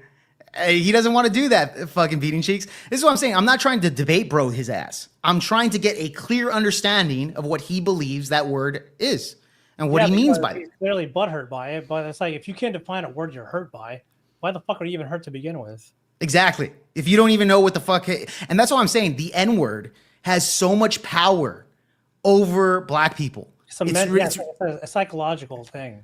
Yeah, it's a psychological thing, right? The black fragility. That's what I'm talking about here, is that they have black fragility. And that's what I'm saying. Like, you have to understand what the word is and what it means to you in order to debate it in the first place. I can give you a clear definition of what the hard ER is. I can give you a definition of what the soft A is, right? Two different ways of how people use it. And I can give you a definition based off of what I've seen and how the media treats it. It's very simple. Very simple. You know, but of course, Fatty doesn't understand where I'm coming with this. He just doesn't get it, you know? So that's what I'm saying. It was difficult dealing with him, but hey, I just tried to get it some type of definition. Liberals do this all the time. They don't even know what the fuck a woman is. Yeah. And the thing is, go for it. Fatty, he only knows the word because it immediately results to an insult, but he doesn't know why it's insulting to him. He doesn't know what the word actually is. Obviously, he's having issues with it. He can actually Google it. You know, I would have sneak Googled that. But even if he did do that, I don't think he would even agree with what Google would even tell him. Yeah, it's something a slur towards blacks, sure. But if you go into why it actually means that, then he'd be like, no, I disagree. And if anything, what he doesn't know, what a lot of people are not familiar with, is a lot of people like to blame, the KKK and, all this shit. Okay, you want to blame the KKK and what the fuck? What are the Nazis and all this shit? Yeah. Believe it or not, that's all leftist ideology too. Yeah. Who brought the KKK into play? Leftists. Yeah. And by the way, bro, you're kind of right on the definition here. I just looked it up. What Google defines that? Can you read that for us? Yeah, in the English language, nigger is a racial slur directed at black people. It was never that, dude. No, it's not that. It's a term for black people or dark-skinned person. Dark-skinned people. Yeah. Yeah. Black or dark-skinned person. Yeah, so offensive, right? But what's up? I said like me. I'm dark. Yeah, I guess so, yeah. Well, guess what? Everything you're saying, Jake, I take great offense to this. There you go. There you go. It's a dark-skinned person, right? But it doesn't say anything about slavery. It doesn't say anything about that. So I think Fatty would have rejected this definition. This is why I say you don't need to Google it. What does it mean to you? Right? We don't have to go to Google. You can if you want. And if you want to go by this definition, then we can do that way. But at the end of the day, yeah, he is an individual that doesn't know what the fuck he's offended for. Yeah, Why? he's just hurt by it because they heard other blacks getting called this probably in some movies or some shit. Maybe Right. you watched Django too many times. For all I know, who the fuck knows? That's a good movie. Great movie, Yes, by the Django was pretty fun. But either way, he's just clearly in his field like a typical woman. I mean, look at him. He looks like he's low on T. You know, he's a stereotypical, you know, low T male. You know, that I like to fucking, you know, stomp on. And it's pretty funny, you know. But I think he looks like a pretty nice guy. I'm not gonna like shit. He on is him. a nice guy. Dude, But he's very wonderful. He's coming from like a very low T stance, you know, and it's pretty, you know, he's actually not an idiot. From what I've seen him talk on Anton Daniels, he's not a fucking retard for not being an American. He actually knows a lot, but it's like he's trying to cater to something, but I don't know what. I've never really paid attention to him like that because I like the panels that Anton Daniels has. I don't know what it is, by the way. Am I like racist towards white people because I have like nothing but black fucking creators on my shit all the time? That's how I know you're fucking racist. You have nothing but black people. Come on. I know, yeah, I'm racist. Come on. No diversity here, you fucking racist beaner. Right? And you're Anton racist Daniels towards happens the to white be man. One of my favorite people to look at like every now and then. But Yeah. like I said, like he's been on Anton for a long time. Yeah. And he would bring up, like I said, he has good conversations. Then he like backs away. I can't remember what the fuck it was. Been on several of them. And I'm like, yo, what the fuck are you doing? Why are you saying no on this all of a sudden? You know, I think he's trying to fuck one of the girls on a panel or some shit. Right. Well, here's the You know, thing. like- Angry Snowman. Now, Angry Snowman was the guy that came in on my initial reaction to another YouTuber that actually reacted to the same shit. And he was a big one. He's called Dark Brandon. He has like 187,000 subscribers. But this guy fucking made a video about me. I did a video about that or a stream about that. Angry Snowman jumped onto that open panel. And this is what... Too? No, he's white. He's full He went on white Anton dude. Daniels panel? No. Angry Snowman came on mine. He came on mine.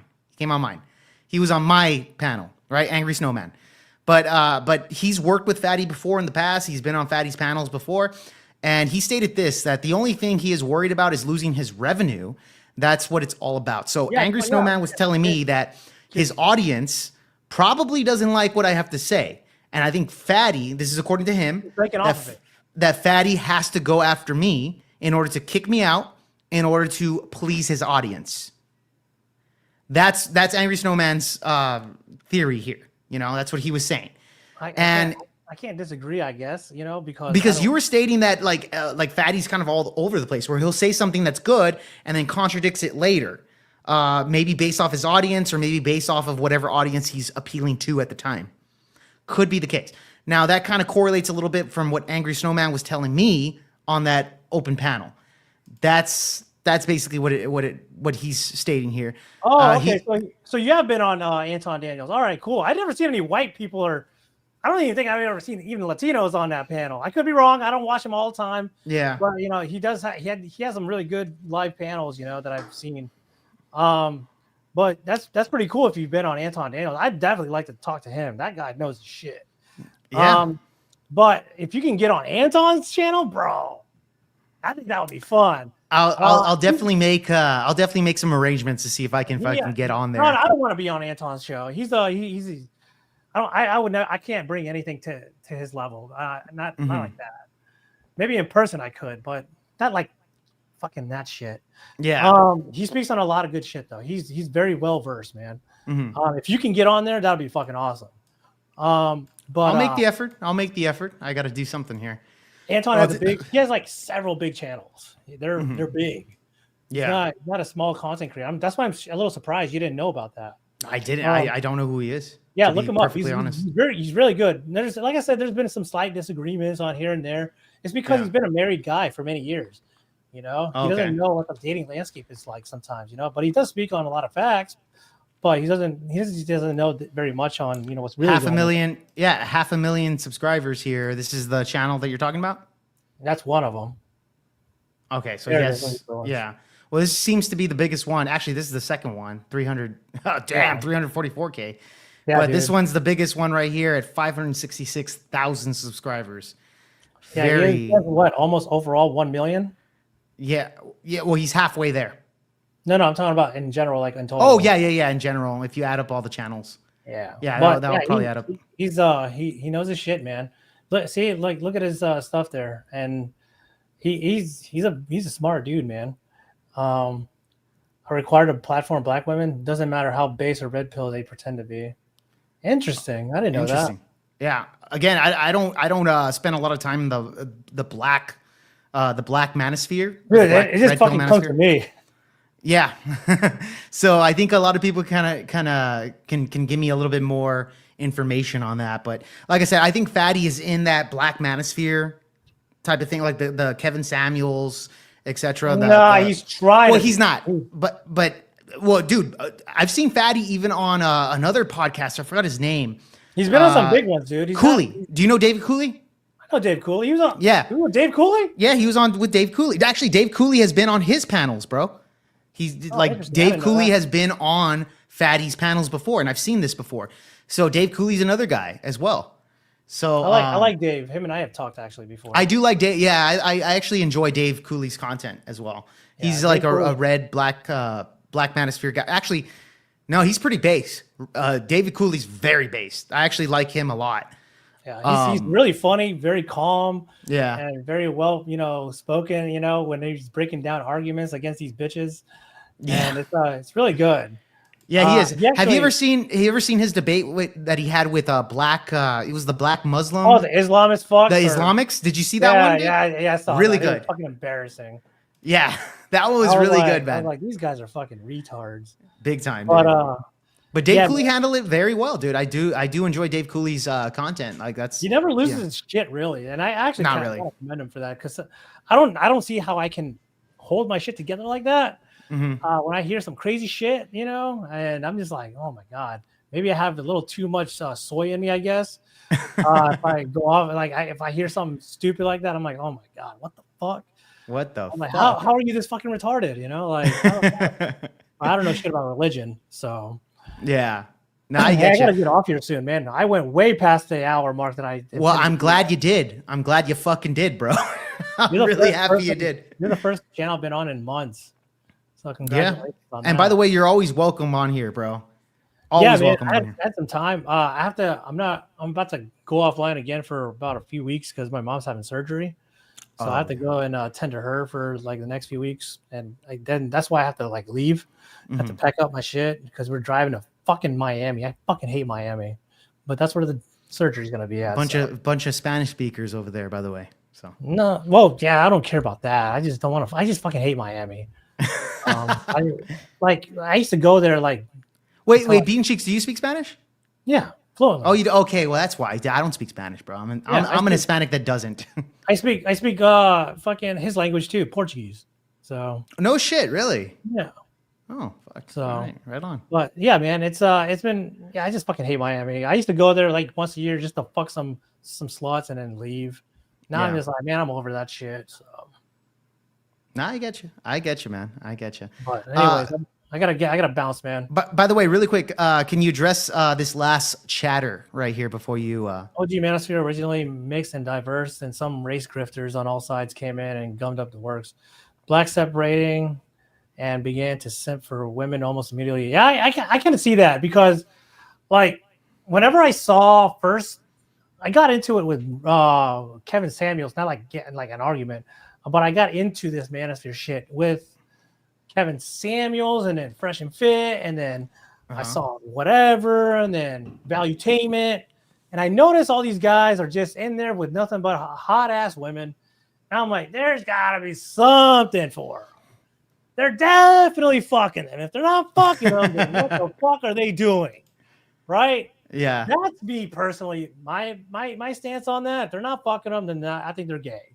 Because I think as much as I love, hearing them get shit on, these women and shit, they're not the big problem. The big problem is the sympidemic going on.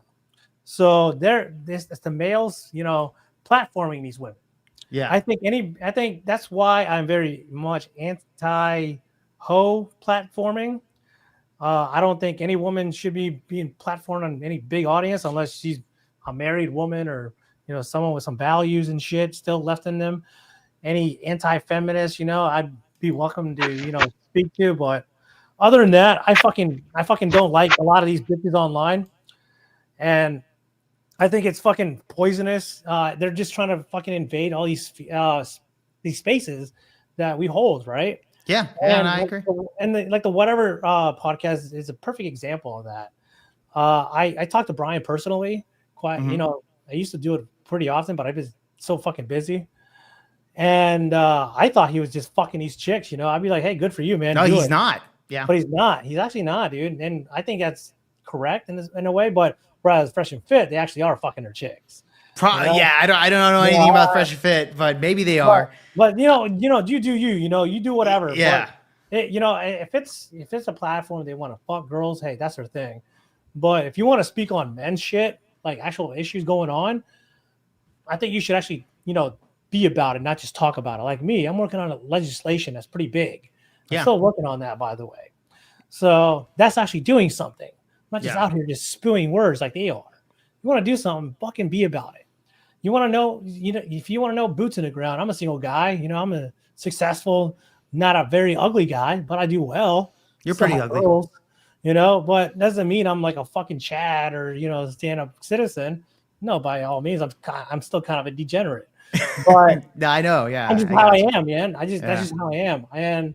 But I'm not gonna lie to the fucking audience and say I'm this gracious, fucking Christian me roar, because I have a mic now. No. I'm just gonna tell it how it is. If you don't like it, get the fuck off. Go watch some fucking, what is it, Switch and Bait, fucking channel that say for fucking $500 you can learn all this shit. No, you're not gonna learn shit. Yeah. So they're just trying to, milk you off your money because they rely on you, which is fine. Grip all you want. Me, I don't have to do that. I just like to talk shit and keep it real. So they can't do that. Yeah. Right there, Beating Cheeks. Well, bro, I'll tell you this. Thank you so much for fucking stopping by, dude. Of course, you went way past your bedtime or way past the time limit. So I really appreciate that from you, bro. But yeah, dude, at the end of the day, you're always welcome. Took too long, bro. What the fuck? I know. I took too long. I had a lot of shit I got to take care of here. But okay, hey, man. He's also racist. Oh, very. Are you a racist too? Yeah, I can't be seen with you guys, man. It is I don't know if you ever seen my Rumble content, but this is like pure fucking kindergarten shit compared to what I say. That is true. Yeah, I have seen it, heard about it. I don't do that bullshit, fucking woke shit. I don't do YouTube fucking woke shit. I don't play by their rules, so I don't. Yeah, he just stays off the platform. Yeah, but for me, yes, I got to play by the rules. For anyone that platform me on YouTube, obviously, I'm gonna keep it TOS as light as I can, obviously, but I'm not gonna fucking do Big's channel, or anyone's channel. Even if I don't like them, I'm not gonna fuck their channel up. So, but anyways, until then, everyone, I'll see you guys the next time. I'll be off grid again for a while. But Jake, man, you invited me out of nowhere. I was like, you know what? I haven't been on in a while. I set out my place, a little bit. So I'm like, all right, let's fucking do it. So let's do it. Anyways. Yeah, let's do it, bro. Let's do it. Let's do that shit, bro. All right, Beating Cheeks, dude. Thanks for stopping by, man. I really appreciate it, dude. Beating Cheeks. I'll catch you the next time, I guess. Yeah, there you go. By the way, I need to take a leak, and also I only got probably like a few minutes before family, comes over. But yeah, so I figured I'd just stop by for a little bit. Nah, but you just opened up the stream for everybody, right? Yeah. Well, I opened up the stream right now for Angry Snowman. He wants to come in really quick, but before that, he's already in the background. So really quick, actually, really quick, OJ, let me fucking take a piss break, guys, before we bring in Angry Snowman. Let me take a piss break, and guys, I'll be back in just a few minutes.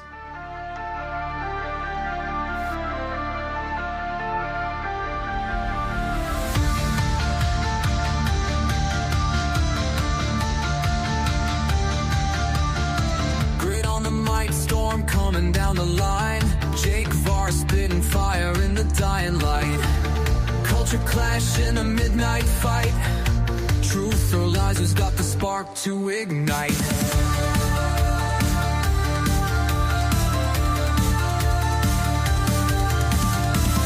Voices rise in the shadow of the screen. Debates rage, flames in the American dream.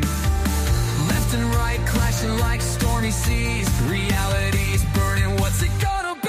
Protract VO pod tearing through the night. Battle cries echo in the dim spotlight. Words like bullets in the endless fight. Searching for truth in the dark twilight.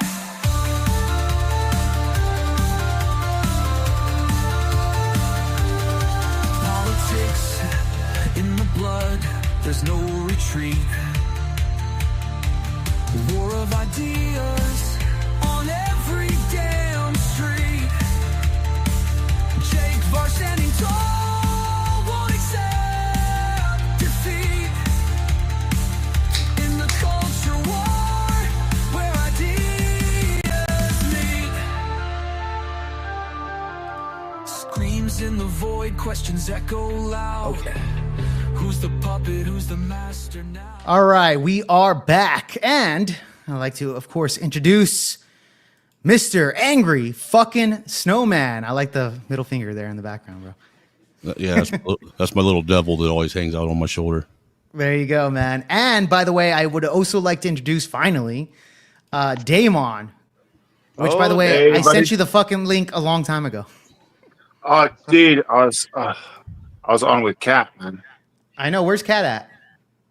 I think she might be coming. Okay, fair enough. She said Like, she was. It's not daylight, so she probably is awake. I thought you were on with. She told me you were on with Cheeks. Yeah. Cheeks already had to bail, bro. Oh, what the fuck! I wanted to see that little illegal. So, yeah, he had to bail out. So with this great N-word debate and the ninja fatigue that everybody's talking about, of course, you know, I was listening. I don't know if you've heard of this platform. It's called Platinum Elite. Have you ever heard of him? Mm-mm. He's a guy that does commentary and stuff too. He's part of the black sector of YouTube, I guess you would call it. But I was listening to him the other day, and several of the black guys up there seem to think that people that aren't black, when they say that they got black fatigue, that we aren't separating the difference between black people and ninjas. Yeah. Well, that was the whole point of this stream right now. Yeah, for some reason they seem to think that we don't know the difference. Yeah, and we do actually point out the difference all the time. Of course, but surely that kind of seems to be more like their racism coming through. Yeah, it seems to be. You are right about that, but that's if you believe they can be racist. Right. And by the way, that's a whole other argument. That's a whole other argument in and of itself. Yeah. By the way, surely it would be more. Sorry. Really quick, GT just said, "I am blank, and I grant everybody the N-word pass." Thank you. Everybody, we got the fucking N-word pass from GT. I appreciate that. Use it wisely. Wait, we all have the black card now? Yes, we were granted. No, he didn't say black card. He said you had the N-word pass. The N-word pass N-word is totally pass. different than the black card. I don't know the difference, but I would assume that the N-word pass we can now say the N-word. It's granted. Anyways, Damon, you were saying something. I'm sorry before I rudely interrupted your ass. Yeah, I was just gonna say that fuck, what were we talking about again? Sorry, I've been talking to Kat for a long time, so I've got that female brain rot. No, I pointed out that for some reason there's a lot of blacks that seem to think that white people or anybody who isn't black doesn't know the difference between black people and ninjas. Yeah. When it's everybody that I know that is white has a clear definition and knows there's a big difference between black people and ninjas. Oh yeah. The point that I was going to say after that was that if you look at those people who kind of, I said before that we obviously don't include everybody. We know the difference between, like, you know, the Chris Rock definition of the N-word, right? Right. We've all seen that. We all understand that. But when you're saying that, like, but that's if you believe that they can be racist, right? When I said, but that's them being racist if they think that we're including all black people. Correct. I mean, it would kind of be racist, or it would be bigoted of somebody to assume that black people can't do something, right? just because they're black. You would think so, and logically, if you go down the logical trail to that's where it would lead you.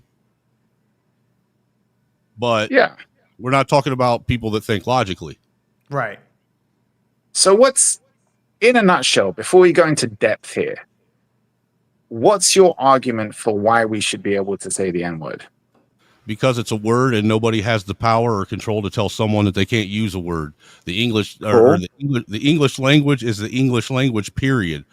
Look, it's one and look, I would even be so far as I would even grant them the grace of not being cool to call them that, but for me not to even be able to say the word, say I'm talking to someone and I'm wanting to use the word as a word specifically and say, hey, have you ever heard about this word nigger?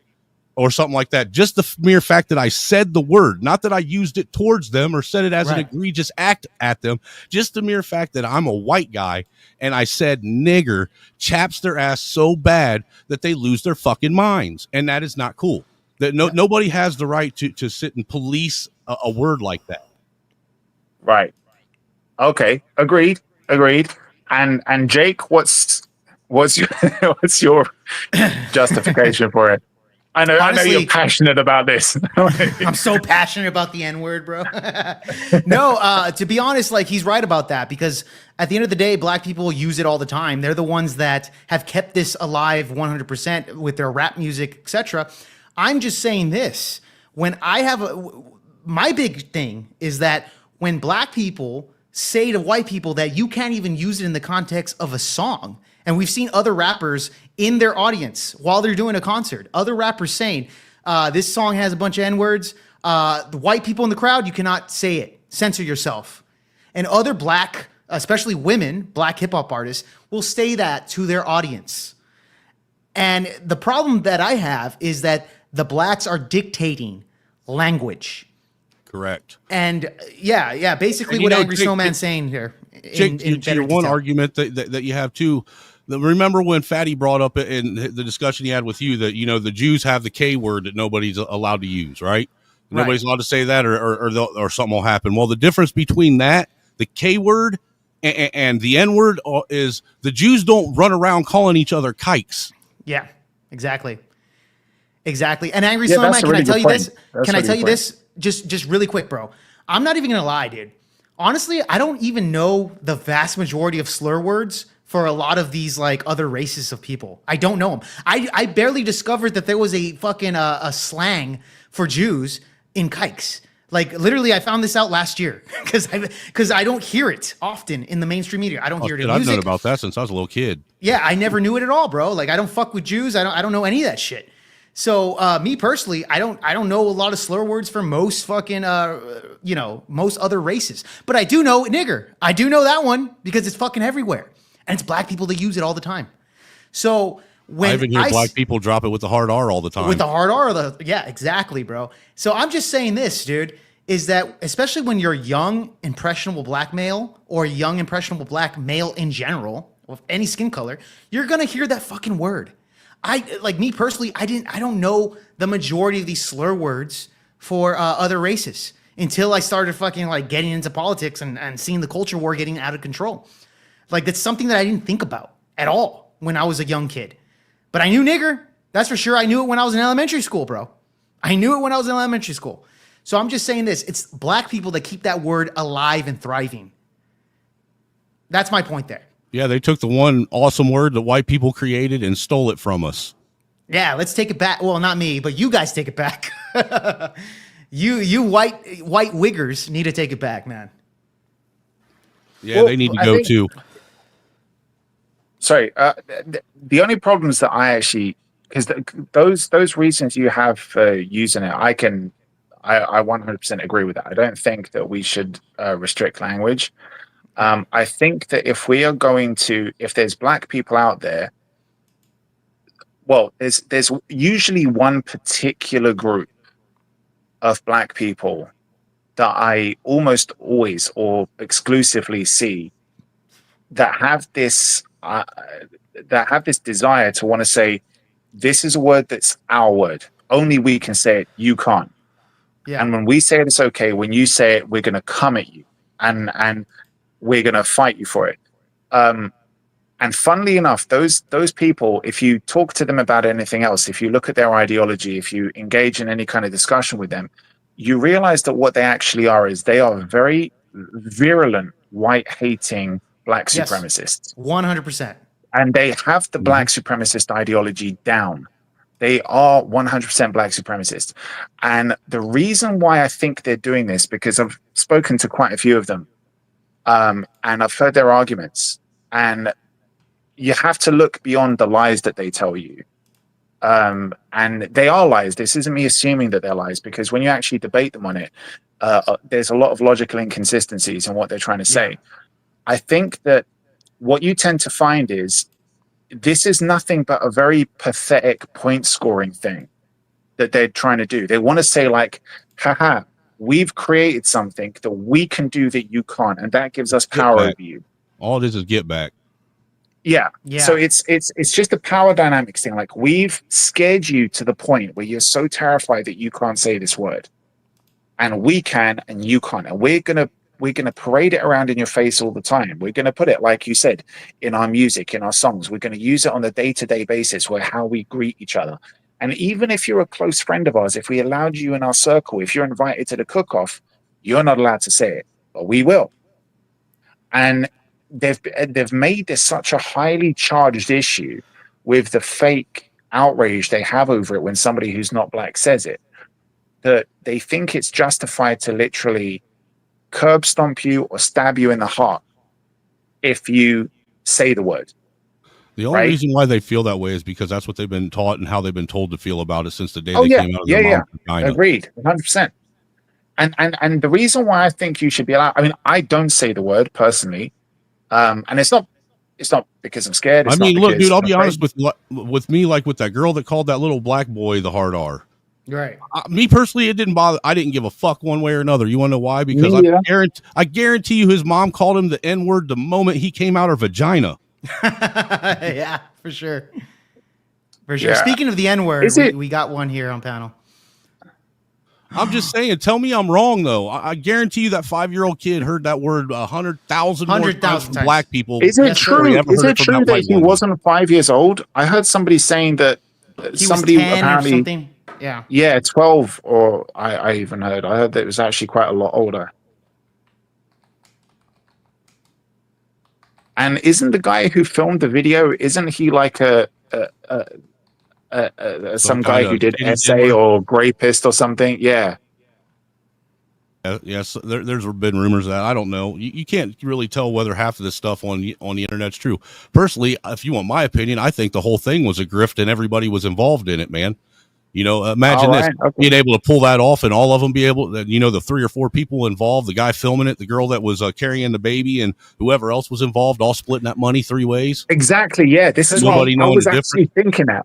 I was actually thinking that, like, Jake and I, we need to come up with a scam where, like, you say something to me, I say something to you, and then, like, we have, like, you have your GoFundMe, I have my GoFundMe, and it'd be like, I mean, I'm serious. Just go at each other. It makes sense if you think about it, especially after the whole Caramello Anthony thing. Yeah. Yeah. I'm still saying the only reason why he stabbed that white kid is because his parents named him after a candy bar. Perhaps so, man. Perhaps so. Kat, you just came in here. What's your thoughts here? What's your thoughts here? By the way, Kat, can you explain to the audience what had happened with you? No? I'll explain it to them if you're not going to. You say it. With her and what? What was this? So as you guys know, at the end of that debate, Kat's name was actually brought up by Fatty. I don't know if you guys remember that. Damn, I didn't catch that. You're a racist too? Yes. Yeah. Okay. So are you racist by proxy or full on racist? I think she's full on racist. She said to Fatty, "Why the fuck are you on here and not in a cotton field?" And she didn't say that. Apparently, She didn't like, say it that. all blew up. She didn't say that. Oh, okay. But Kat, do you want to explain now? Yeah. I was trolling as one does, and I didn't have time to like watch the whole thing. Also, you know, busy. I have to do mom stuff. So I just pop it on and I just see you guys talking. I actually didn't even have the sound on, to be quite honest. And then I'm like, what is this, a race war? And then I said, the South will rise again. And then I left. Hold on. I do remember those comments now, just too. FYI, I just do. FYI. Hold on, just FYI. You said that on my other stream, Kat. It wasn't on the stream that I had with Fatty. It was No, it on. was. Oh, it was. You said that on the stream. Yes. I rewatched it. Yes. Oh, my bad. All right. Fuck. Okay, you're making a joke, but you said it on my chat. Yeah, on your you said chat. it on my but chat. But he saw it. But anyway, Yeah, he saw it. The point was, I thought we were all friends and joking around. That's how I joke with my friends. You're white. You're not allowed to joke around like that. I'm not white, actually. Thank you. It doesn't matter. You look white, ma'am, so you're not allowed to joke around like that. I do not look it. No. You look pink as hell, ma'am. I am. You guys are just terrible. Look, I don't go outside. It's not my fault. Yeah, I get you there. So that's what happened. And Fatty, apparently afterwards, Fatty kicked her out of the Discord. And Isn't that what I told you? Isn't that what I told you? What? What that comment says, that's exactly what I told Jake. Yeah, that's exactly. So Grudgehead was saying he pissed off the whole fucking community and he virtual signed to his audience. For the whatever it is, the grift, whatever. I don't know. This is Snowman's theory here. I don't know fully, but it does kind of make sense based off of what Beaten Cheeks was also saying, that Fatty's kind of inconsistent on his takes depending on who he's talking to. But I don't know if Fatty actually does this on purpose. Like make up so that you guys can have like some fun debates. Well, go and tell him then, since you're back in which, by the way, Kat, apologize.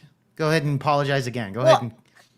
Don't apologize. Don't apologize to people who play victim. Silence. I said it was a joke. I didn't think he would like get upset. It was a joke. I'm joking. It's a joke. So go ahead and apologize like you want, like Joe Rogan. That's her being offensive again. She's basically saying, I didn't think he would be able to read because he's black. Sorry for saying the N-word.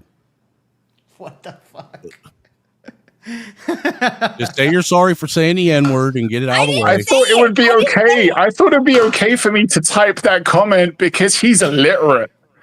My God, you guys are terrible people. I didn't say no, this. you're terrible, Kat. You racist. Game on saying this shit. Oh my God. Look, I don't care about any of you guys' races, to be quiet. We're not racist, bro. Like, what the fuck? Nobody's racist here.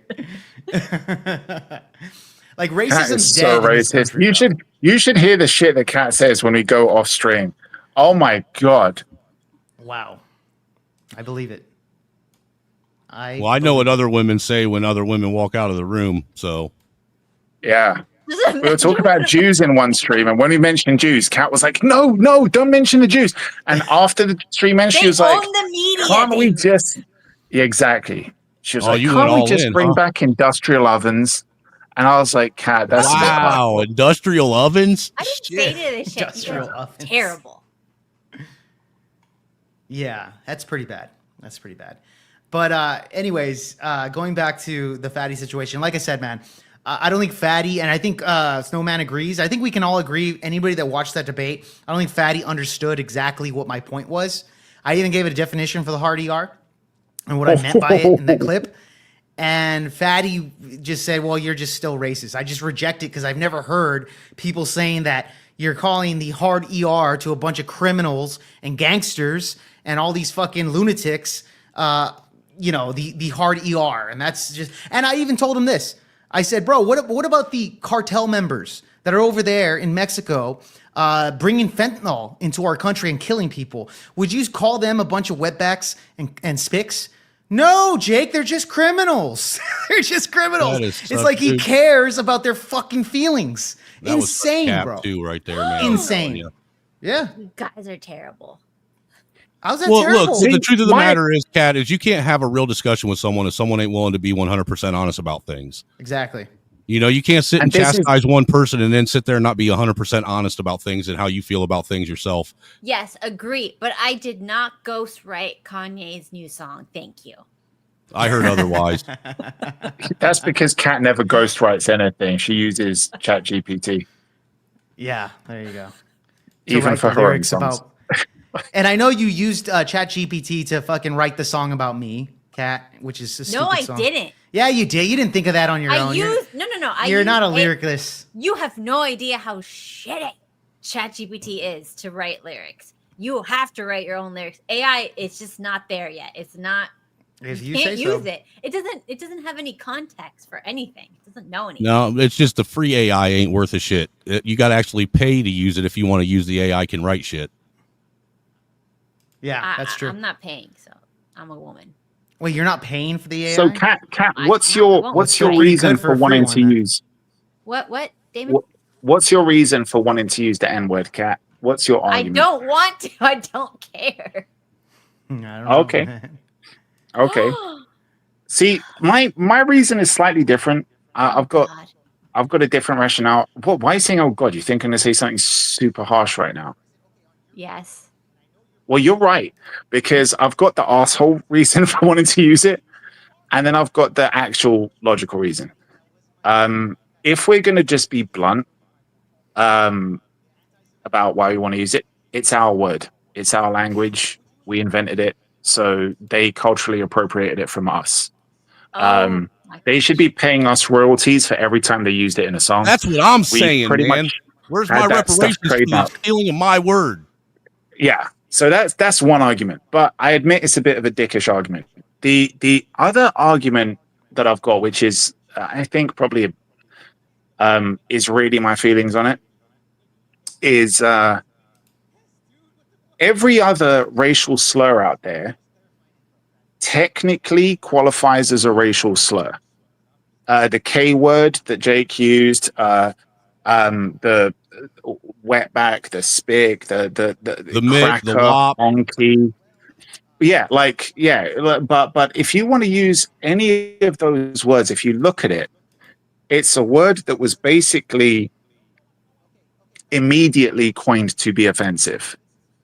The N word, and also, by the way, when you use it, the whole reason why you want it to get under somebody's skin and piss them off and them getting offended is a choice. If somebody wants to call me a honky, a cracker, whatever the fuck, it's my choice if I wanted to get offended by it or not. Yeah, I usually laugh. And it's like how Jake and also you yourself said earlier on. It's like when somebody says that shit to you, if you have friends saying it to you, if you're calling each other that shit every day, and then somebody else says that shit to you, even if they're your friend, but they've got a different skin color, you're the racist. You're the racist because you're like, it's okay if a black person says this to me, but if a white guy says it, I'm pissed off. Why? Because they're white. So you're the racist. You're making a racial judgment there, saying it's okay for this person to do something, but if the other person does the exact same thing, I'm going to take issue with it because they're white. You're the racist in that case. And also when you mentioned the fact that when you're saying that they're calling themselves that all the time, but when you say it, they want to kind of somehow get upset by it. The weight that the word carries. No, what I was saying is even if you use it in a sentence, you don't even have to call them that or address them.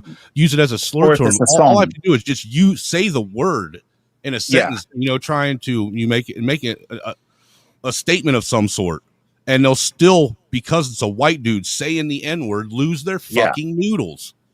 Yeah, and that's the biggest problem there. Like, if it's going to be something offensive, if it's going to be something that you have any kind of justification of getting offended over, then context should matter. Jake, remember when you and I were having this debate with the Solution podcast people when they were trying to accuse you? Oh yeah, of they being called racist? me a racist as well. Yeah, that was by the way, So just when for clarification, guys. That was the clip that was being played where I said I called the BLM rioters N-words and Mexicans that came over here illegally, wetbacks and spicks. So that's the clarification there. That was like, what? How long ago was that, Damon? Like 2 years ago? 3 years ago? About 2 years ago, yeah. About 2 years ago. I ago. still see no flaws in what you said, though. Yeah, exactly. So I've had the same stance for fucking years here. Just saying. So just to clarify that, that's the situation that that particular group of people were also calling me a racist, etc. And they also said that they're not going to work with me, which is fine. Their podcast literally has like 2 viewers every time. They're a shit podcast. Had no big deal here. But go ahead, Damon. No, I was just saying that in that same debate, they weren't able to understand, or they just played dumb. with the fact that if you're going to accuse somebody of being racist, then there has to be an intent behind what they're saying. And like you said, Snowman, when you were saying that, like, if you're just reading from a book or singing a song and the word is written in the book or the word is part of the lyrics of the song, then clearly all as you're doing is saying a word in that context. You're not actually trying to use it as a racial slur against somebody to piss off a specific person because you have racism in your heart. So that's when people ignore that, they're just looking for a reason to be offended. That's obvious. But that's the problem that I have with literally every other racial slur that we have. Every other racial slur that we have, and some of them for black people that is not the N-word, are infinitely, potentially more offensive than the N-word, because the N-word was never coined to be a racial slur. You mean like tar baby? If you actually, well, yeah, exactly. That gator bait. I've heard that one before. That's funny. but literally, like, all of these other words were coined to be slurs, coined to be offensive. The N-word is literally only defined. Like, if you look at the actual definition of it, the N-word simply means black. Yeah, that's all it means. By the way, I brought up the definition. By the way, Damon, I brought up the definition before you came on here, and the definition on Google, according to Google, was just an individual that is black or has really dark skin. That's what Google said. Google's stupid That's because not true. Google's Google stupid said. because That's the what Google original said. No. It's been changed because the original definition of nigger actually used to mean to be ignorant. Yeah. Okay. That's Well, what now it was in the dictionary. That's what now it used to be in the dictionary. this is what it is now on Google. All right, term for black people are black or dark skinned person. That's what it says. Nope, it used to be that you were ignorant or were an ignorant person. I was just reading. That was probably Urban Dictionary. No, that was actually that used to was- be in the that Webster's was- dictionary. Yeah. Webster's dictionary. Well, you no, guys but are if young you- children. We remember. I'm Okay, 46 well, years old. I remember the days. Look, I'll tell you this. I never looked up definitions in the past. It's not something that I fucking think about or anything like that. But I just thought it up. I grew up in an era where you had no choice but to look up definitions because the books were the computers. Okay, all right. Well, whatever. The case is that I just Googled it really quickly, and that's what it said. Okay, I just did a quick Google search. That's all it is. Google also says that to be racist means that you have to have some kind of power or a system of oppression up to where you can prevent someone from gaining any prosperity or whatever they want to call it. That's the Marxist definition, and that's not the original definition of racist either. Yeah. You know, Yeah, the that's original the- that's the definition is to be key. prejudiced against someone because of their skin tone or their race or their religion and shit like that. That's what racist is. Yeah, but that definition changed, or they tried to bastardize that definition after that fucking bullshit show that Dear White People, because they used Malcolm X's definition. Malcolm X stole it from Marxism.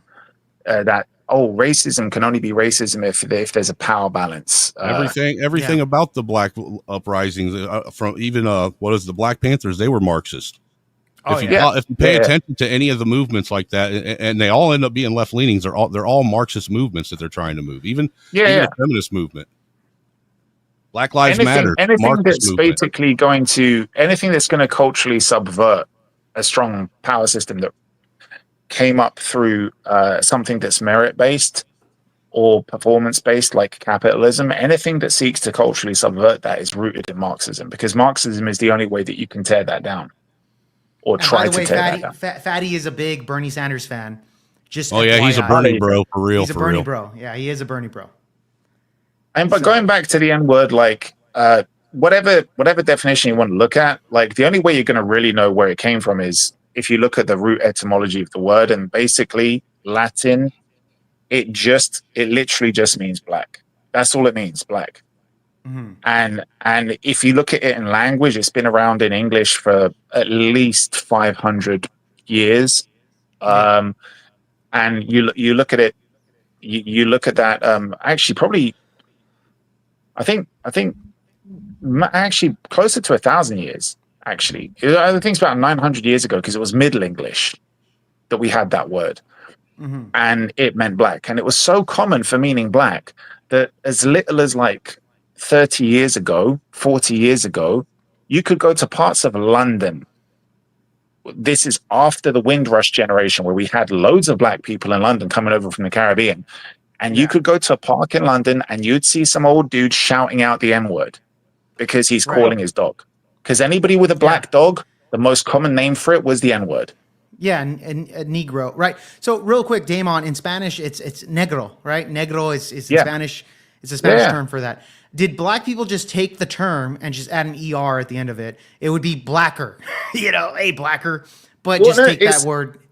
Where it got the double G was when you got to America. And in America, if you look at the difference between English spelling and American English spelling, Americans spell it somewhat a little bit more phonetically. And because it was a hard G, it became a double G because single G's tend to sound soft. Right. So it went from a single G to a double G. Yeah. And that's what it was. That's what it was used for. Because, I mean, don't forget, it was the Portuguese that were selling them to the Americans. Largely, it was the Portuguese. And in Portuguese, they'll use that hard G because in the Portuguese language, what are you selling? You're selling blacks. Yeah, that's Fatty's people that sold them. That's not Fatty's my people. people. Not my people. His people. So if you're a Portuguese person who's coming into port and somebody would ask you, what are you selling? If you're saying I'm selling blacks, they would be saying, like in their Portuguese accent, the way they say the color black as plurals would sound like the N words, right? That's how it sounded. And because they're saying it with a hard G, Americans started spelling it Niggers, right? So that's how that language changes over the years, right? That's how you have the evolution of language. So if you're going to say, well, look, it's racist, it's offensive, and you're taking it as a slur, technically, it should be the least offensive racial slur because it's nowhere near as descriptive in an offensive way as something like wetback, right? It's nowhere near as, it's not. Yeah. That's pretty. What does wetback mean? Oh, if we look at the definition of the word wetback and where it comes from, if you look at the root etymology, it means somebody from this part of Mexico because there's a little town there called Wetback. No, it doesn't. It doesn't mean anything like that. It's an offensive term. What about puddle jumper? So, like, if you're gonna choose a word to get offended over, the N word is like. Why that one? Why that one? Oh, because people were calling us that when we were working in the fields and when we were in chains. Okay, fine. I can understand that. It's a little bit more offensive now. Okay, if that's the word. They were also calling you tons of other shit. They were calling you boy. I don't understand. I don't see anybody saying we can't use the word boy. You can't use the word boy. But you can't call a grown black man boy. Yeah, man, that's bad. That's like calling them the N-word. Exactly. That's what, which was my point prior before, Angry Snowman, when I was saying that you can replace the N-word with something else, even boy, and they'll be offended. Boy. It seems like at this point that everybody, they're offended at anything that anybody that looks like they're Caucasian says. If it doesn't matter where you're from. If you look like you're white and you say something that's any kind of racially demeaning term to a black person, they get all in their feels and shit. Like you just fucking killed their favorite fucking pit bull or something. Yeah, do big time. And this is really why I agree with you guys in the sense of that you should be using the word, because the thing is, I think it's very detrimental to any group of people. What the fuck, Cat? Oh, what? She dropped out? Yes, fucking bitch. No, I'm kidding. Yeah, she dropped out. I don't know why. We being too over the top. I guess so. She just disconnected. But she waved by, but whatever. All right. Go on what you guys going to say. And then I wanted to get, dude, I wish Kat was here because I want to get her reaction about the South flag stuff. Damn it. I'm going to fucking message her and tell her to get back here for one last reaction. Go ahead. Yeah, message her. Go ahead. No, I was just saying that if you're going to treat anybody with kid gloves, it makes them look weak and it makes them actually act weak. So any group of people historically that was kind of given that kind of coddling treating them with like that kind of oh, you're a designated victim group of the day and you're going to get special treatment, it tends to attract more hate their way. Like if you ever look at that kid in school who gets special treatment, he's the teacher's favorite, everybody else bullies the shit out of him. And if you have any group that gets these special allowances, like, oh, you're going to be allowed to say a word that no one else can say. We're going to accept the fact that you can be treated, you need to be treated nicely. You're going to get given a whole month out of the year. Okay. You're going to get all of these special treatments. At the end of the day, it just makes them weaker. And we see this now, like you're basically pandering to them and saying that even though we know that you're pretending to be offended, we believe you and we hear you. And we're going to say that these people can't say that. And if they say that word, it's hate speech. But if you call them a honky or a crack or anything like that, it's totally fine. Like you're not even going to get a slap on the wrist. Of course. The moment that shit happens, you're actually making them weaker. And the sad thing is that if you speak to the black supremacists out there, they think it's making them stronger. They think this is a victory. But they don't realize that at the end of the day, what does happen is that the moment you hear it, you have this very weakened over time because of this special treatment. You have a weakened brain that's hypersensitive because you've been telling yourself that you're justified with this kind of fake outrage. So the moment somebody says it, you're likely to end up beating the shit out of them. And once you've crossed that line, you're going to end up in jail, and you're not going to know why, because you're going to be like, hey, society's been telling me that I'm justified in my black victimhood outrage. And what I did was a proportionate response. And when you find yourself in the court of law, they're going to be like, no, it wasn't a proportionate response. Yeah. You should have fought back with words. And they're going to be like like the Carmelo well, Anthony situation. Yeah. Yeah. Like after the fact, he asks the police, can I argue self-defense? You beat me to it. No, motherfucker. You can't argue self-defense after you said, I'm not alleged, I'm the one who did it. Right. And you can't argue self-defense after the guy gave you an out and said you can remove yourself from this situation by leaving. And you said, ask me again and see what happens. No, you can't argue self-defense. So this is the problem. It's like they've been wound up. And then all of a sudden, when they do what's the kind of end result of that, they find themselves in shit. So they're actually harming themselves by this. We should just all be able to say it. Yeah, I agree, Neymar. Exposure therapy. Yeah. Really quick, now that Kat is here with us, I did tell her I want to get the reaction of the. If you guys remember during the debate, Fatty brought up that I was going to get a Confederate flag in the background, and so this was a topic here. I think Kat at this point is when she said the South will rise again. I think it was this portion of the debate where she made that comment. So I just wanted to react to this shit right here, and I wanted to get Kat's thoughts really quickly, and all of y'all's thoughts, by the way. Fatty. I know you're trying to win the debate, bro. Just listen to what I'm saying here. Let him finish. Let me finish really quick. So Dr. Umar also has multiple examples of race baiting. Multiple examples. He literally has here on where I don't have a history of talking about race baiting or fucking saying the N-word or any of that nature. Okay. I've made hundreds of videos. I don't talk about that type of stuff. Not often. Okay? This was an example that I have that. So if you want to say fool me once, shame on you, fool me twice, shame on me, you're not going to bring up an entire monologue of fucking videos that I've made about race baiting. So that's why I'm saying, if you're willing to give the benefit of the doubt for Destiny to say, yeah, I'm just going to assume. Hold on. I don't. The motherfucker is a piece of shit. Good. But for the Umar Johnson, but the thing is, hold on, Fatty. A liar, okay, and say we shouldn't believe their words when you literally call Dr. Umar Johnson a liar and you use his words against him to literally talk about the black community. That's the point. You are saying don't believe Destiny is a liar, and then you say believe Dr. Umar Johnson. So you're just going to ignore everything I stated. No. Okay, Fatty. Look, I'll concede. Look, let me concede this just for the sake of argument. For the sake, Fatty. 20 seconds. Fatty. I promise. Okay. All right, go for it, bro. Go for it. Go ahead. All right, so here's the clip right here. Ain't nobody getting mugged. Yeah, for sure. We are in a white neighborhood. Even if it's poor whites, I still feel safer around poor whites. Like, yeah, no shit. Hey, Palpatine. So let me ask you this: should I get the Confederate flag here in the background just for the sake when I go on panel to debate black people? That would be hilarious. It would be hilarious. That would be hilarious. It would, right? Baiting. You only come on my panel that But I dude, know bro, talk bro, about bro. black people. Getting a It's a Confederate fucking flag. That joke. is, hey, OJ, nobody talking with you, sir. I'm just fucking Quiet. saying. You go in the ad and put in a motherfucking Confederate flag on the back when you have an American. See, this is why it's funny. This is why it's funny. It's gonna make you. It's gonna make you spur. Right? But it has nothing to do with racism. It has everything to do with the reaction. And I don't even have a Confederate flag in the background, and you're reacting hilariously right now.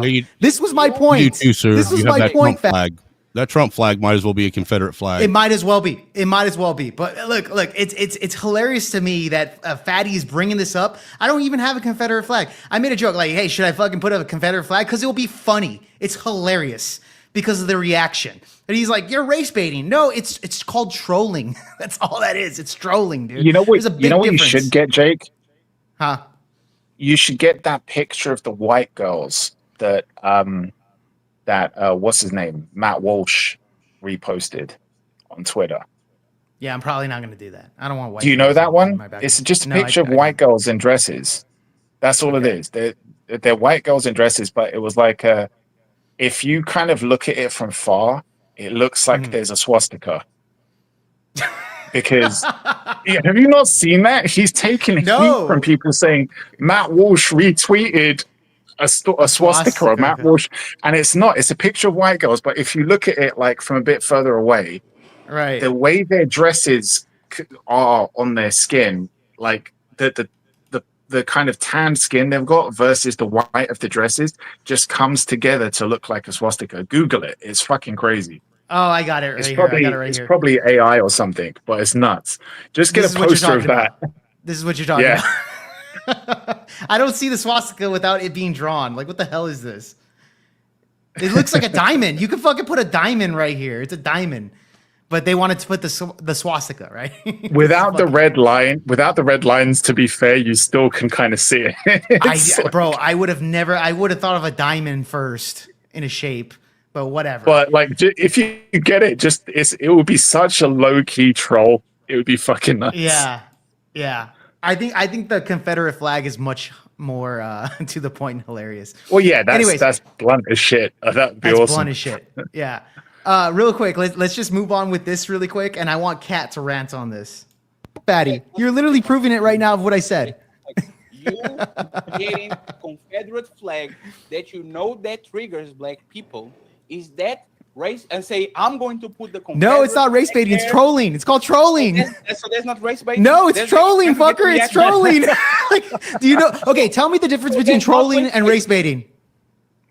Race baiting means that you're doing something to get a racist response, a visceral response to something that is No. going to trigger somebody racist. Nope. No? No. So when the Lily girl comes in and starts to say the N-word like out of context and starts to say, isn't that race baiting? She's saying something to provoke the Do you ire believe of the her? masses. Because she never gave out an ought. No, she never get. Hold on, listen. She never get out of an ought. She answered a question saying, "If you think of me as a racist, fine, I don't care." She was answering Pierce Morgan's questions. If anybody's race baiting on there, it's Pierce Morgan for views. Pierce Morgan would be. absolutely. It would be Pierce Morgan. So there you go. He actually conceded on my point there. Kat, I want to get your reaction here.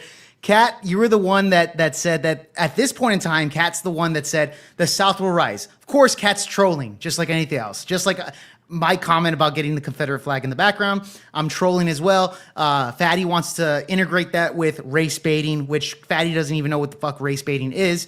Dr. Umar Johnson is a full-on race baiter because he will find racism within stories that have nothing to do with race. For example, the Shadur Sanders situation that I covered in that video as well.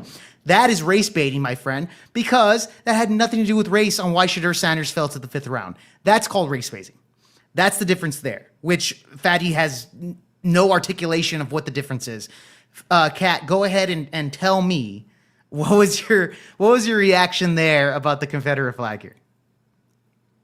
I thought we were just having fun and trolling each other, and everybody was just like having a good time. So I didn't think any feelings were being hurt. I mean, I think it's silly at this point. We're so far removed from that. Like, nobody here alive knows anybody even alive back then. So, like, what are we doing? We're supposed to be moving on. We need to worry about the future. And the future is we're all going to be one melted, multicultural America. Gross. I know it's going to be Ew. crazy. We're gonna like take a little Ew. bit from everything. And that's the reality of it. There's no A like mongrel race of victims. Yes, that's what we're gonna be. We're gonna be so woven that like at some point you can't be racist because we're all mutts. I'm not a mutt. Yes, you are, Jake. How am I a mutt? Because we're He's not all- a mutt. He's not a mutt, you racist bitch. He's a fucking wetback. First of all, You racist piece of shit. I'm not a mutt. all of us. Racist He's piece of a shit. proud wetback. I'm a We proud have no wetback, idea. full on Mexican. I don't even know English. I'm just guessing the language at this You don't point. know any language. That's No not- language at all. Wow, racist. Okay, racist. You racist white woman. Okay. Now I understand Fatty. I agree with him. I lost this debate. Never mind. Everything he said was correct. This is ridiculous. Imagine if you had Mexican supremacists. We do. We have Jake. No, but what would that look like? Because black supremacists and white supremacists get the I've had one on my panel before. But like, what, a Mexican supremacist? Yes, sir. 100%, sir. I've had one on my Oh, panel. I have a friend who's one. Do they Yes. have like tattoos and shit? Because if they don't, Yeah, I want to they're- market for them. Yes, sir, and they're very high strung. Well, do they have a specific tattoo that shows this means that I'm a Mexican supremacist? I don't know about all that. Because I want to do branding for them. Like I want to be like their PR guy. Because what would be cool, like, because blacks will have their tattoos, whites will have the swastika or whatever, or the 8 or whatever. Mexicans, I think, should have like, and it would be a really smart one. Just have H2O tattooed on your back, and it would just be like, that would be so cool. Hey, I had a Mexican buddy who had a fucking puddle tattooed on his left That's shoulder. awesome. Puddle? That's amazing. And dude, Oh, the first God. time he showed it to me, I fell on the ground laughing. Oh god. Dude, somebody thought I was Italian. What the fuck? Okay. No, not Italian at all. I do like Italian food though. That is my favorite dish, but no, not Italian. I don't think his pants are tight enough. I don't even know what that means. Are you calling me fat? That's fine. No, Italian men. Jake, We can have I to say pull up a something photo? without sounding racist? Go for it. Just out of interest, I thought about this the other day. It just kind of popped in my head. How would Mexicans say your name? Jacob. Oh, okay. Mm-hmm. Yeah. Why do I feel like you just made that up right here on the I spot? didn't, dude. No, I didn't. No, it's Jacob. Because I thought they would just say Hake, which would sound weird. No. It's Jacob. It's Okay. So yeah, yes. because Jacob. Yeah. Yeah. No. Well, Jacob is Jacobo. Yeah. And then Yeah. Jake would be Jacob. So it's Jacobo, it's Jacob, and then Jacob is Jake. Yeah. Yeah. That's how Mexicans would say the name.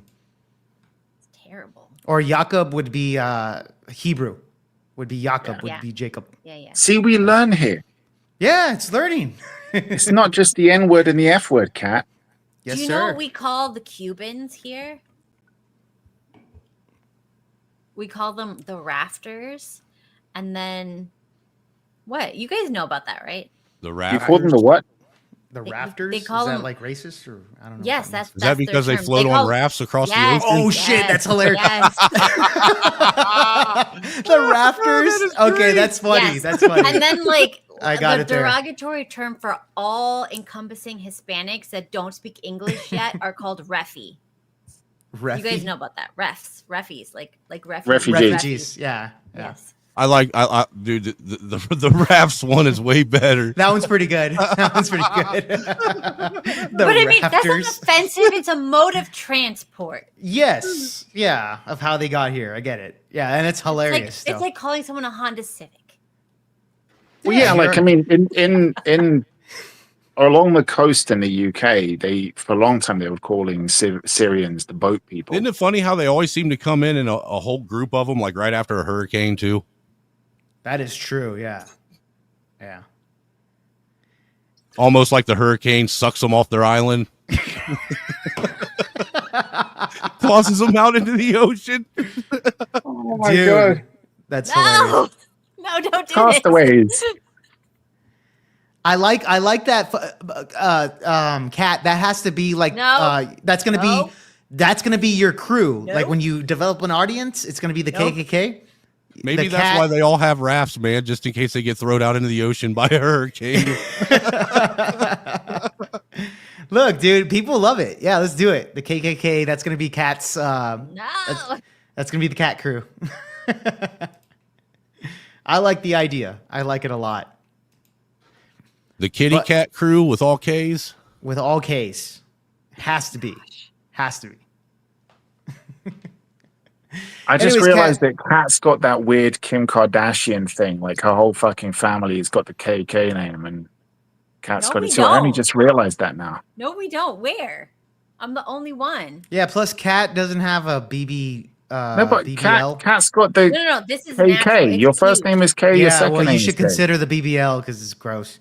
No. I heard they You smell. can't make it bigger.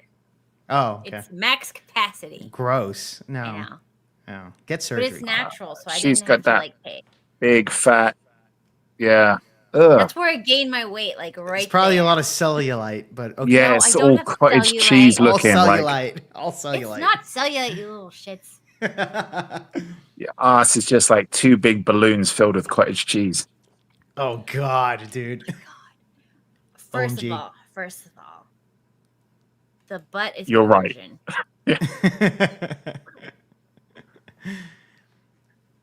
Anyways, guys, I think we definitely destroyed the N-word topic.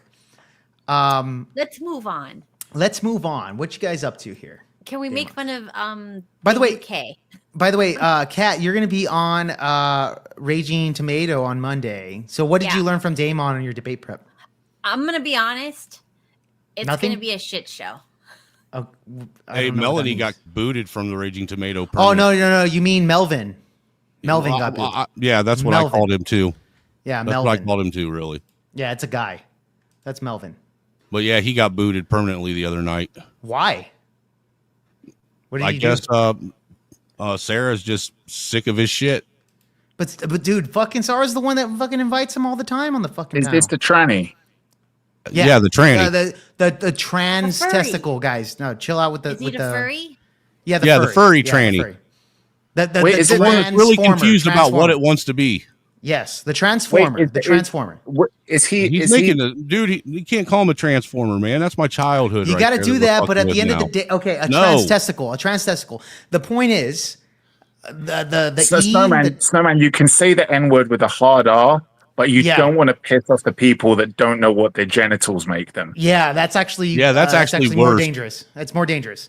That's So- like cultural suicide. So let's just they had call it. 400 years of slavery. Oh wait, no, they didn't. So They okay, just so got tell upset me. because somebody misgendered them. It's Yeah. way worse than getting whipped in a field. Oh my god! So really quick, Angry, tell me. Okay, so tell me what happened exactly. So I don't Melvin know, got like, kicked out. I Why? don't know a whole lot about it because I really didn't. I just caught it at the tail end where Sarah told her, "Say your final words because this is going to be the last time you're ever on this panel." And Mel was What like, did he- "Oh, it's what like the that." fuck did And he do? What did he do? Why? Apparently, look, you've seen how Mel acts on her panel. Yeah, well, Motherfucker's he's always constantly over talking everybody. He's always talking shit to. But that's like Sarah. a lot of people on her panel. Nah, Mel does it a little extra special. It's like he expects special treatment because he's a fucking transgender fucking weirdo. I mean, okay. I mean, I'm kind of shocked here because, like I said, Melvin has always been on there. You never know. It might not be. It might have been. It might end up turning out to be where she was just on her period last night. For all we know, you know what I'm saying. And I think a couple days later, that Mel can imagine. I think Sarah's a little too old for a period, but yeah, I don't know. Maybe I don't know. Maybe Sarah was just trying to send a message or something. But I'm kind of surprised by that because how old do you think Sarah is, dude? I don't know, like 40. And when do you think women stop having their periods? In their 40s? No idea. No, He's never sir, been not near at a all. woman. Okay, how? Like okay, tell me then. My wife man. is 41, dude. She still has a period. Okay, all right, okay. So I still have my period, you little shit. Oh, and you're fucking 50. I guess women just never stop having their She's like fucking periods. 130. The point is the whole point is that fucking I know she's older. She's just an older chick. That's it. Damn. I know you want a white knight for Sarah. That's fine. But I'm just saying, the point is. You see your chat? What's the chat saying? Look at Grungehead's comment. Are you guys trying to get VO Pod canceled? We already got canceled. You know what, dude? Honestly, I'm not gonna I'm just gonna say my mind, bro. Like, what does it matter? Sarah, if she doesn't want me have me on, I don't care. Like, it's not a fucking big deal to me. So that's what you guys don't fucking realize. Okay, I'll say it however I fucking want. I'm not like Cat over here who will suck the tea of the game. Oh, don't hate the game, hate the player, right? Don't care, guys. Do not care. Okay, I don't fucking care. Here, okay? Maybe the chat don't know, but you and Sarah aren't exactly best friends. Man. We're not exactly best friends, anyways. Like, same thing with like Flow State. Like, I don't mind. I don't mind Sarah, but she did pull a bit of a weak fucking move last time you were on. Yeah, she did. Yeah. Not last time, but it was the time before that. Yeah, she did. Yeah, she did. That was a bit weak. It was a bit weak, but the point is, like, dude, I don't care. Sarah, I don't think she's gonna fucking get butthurt about my words. She doesn't give a fuck about what I say. No, who cares? She literally sat there while you said everything. Exactly. So what does it fucking matter? So yeah, she's not like Fatty. She's white. So I don't have anything to worry about. My gosh, she's white, bro. So she's good in Jake's book. She's good in my book, bro. that old lady that doesn't have a menstrual cycle is good in my book. Yeah, she can read. She can read and she can fill out a job application form. Kat, ask her on Monday if she has. I'm not asking. All right, fine. I know she's not old enough.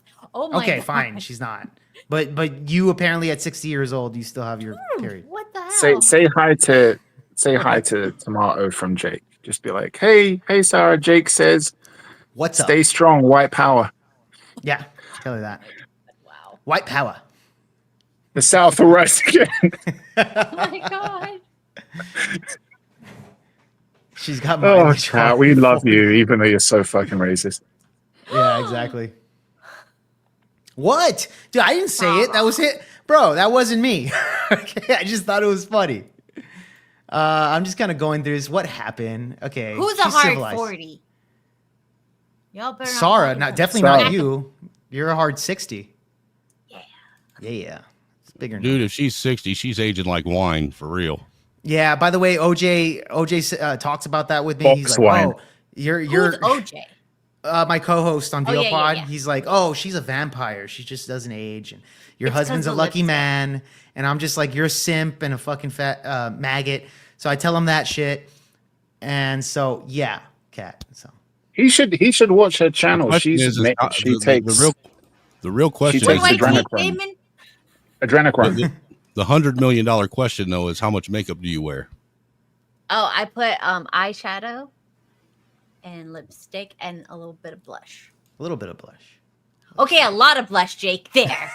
No, she's honest. She does. She's being honest. Well, she said little. She's leaving out all the child sacrifices to Beelzebub and everything else that she does. She does drink baby blood, so that's what I'm saying. Also, I have many streams straight out of bed. I think you're lying. Do. Yes. Okay. And I was completely roasted for those, but you could see if you want to look. I don't want to see then. it. Yeah. There you go. But it's there. I do. I want to see what the demon looks like in its true element. Oh, jeez. I don't know if I want that. But I will tell you this. Just like I roast any other woman, Kat's a friend of mine. I'll fucking roast her. Doesn't matter. I roast her harder than any fucking woman on the internet, to be perfectly fair. No, you roasted Sarah way worse. Did I? Yes, No. I have. Yes. Okay. What probably. did he say? Maybe that's why Sarah What don't did, like you. did I call her an N-word? No, you called her like a single mom skank. She is a who single loved- mom. I didn't say Yeah, but- skank. No, I didn't say yes, skank. you did. I said she was a single mom. Wow, That's for you sure. went to the That's facts. skank word? That's I crazy. didn't. I don't think I did. I don't think I did. No, I no, don't he think I did. didn't. He said whore. Yes, he did. He went straight 90s fucking slander on women. Well, hold on. Just to be fair, Sarah was doing the same thing with me, so we're just on a back and forth. I'm just more brutal. No, that's all. she was totally like fine with it because I messaged her privately like, you don't have to be here. This is uncomfortable. She's like, no, let him talk. Yeah, but then at the same time, she was on another panel, which I knew this because Ghost sent me the screenshots of her fucking bitching about me on another panel. So just FYI, it is what it is. Dude, So she that's she how did the get internet butthurt. works.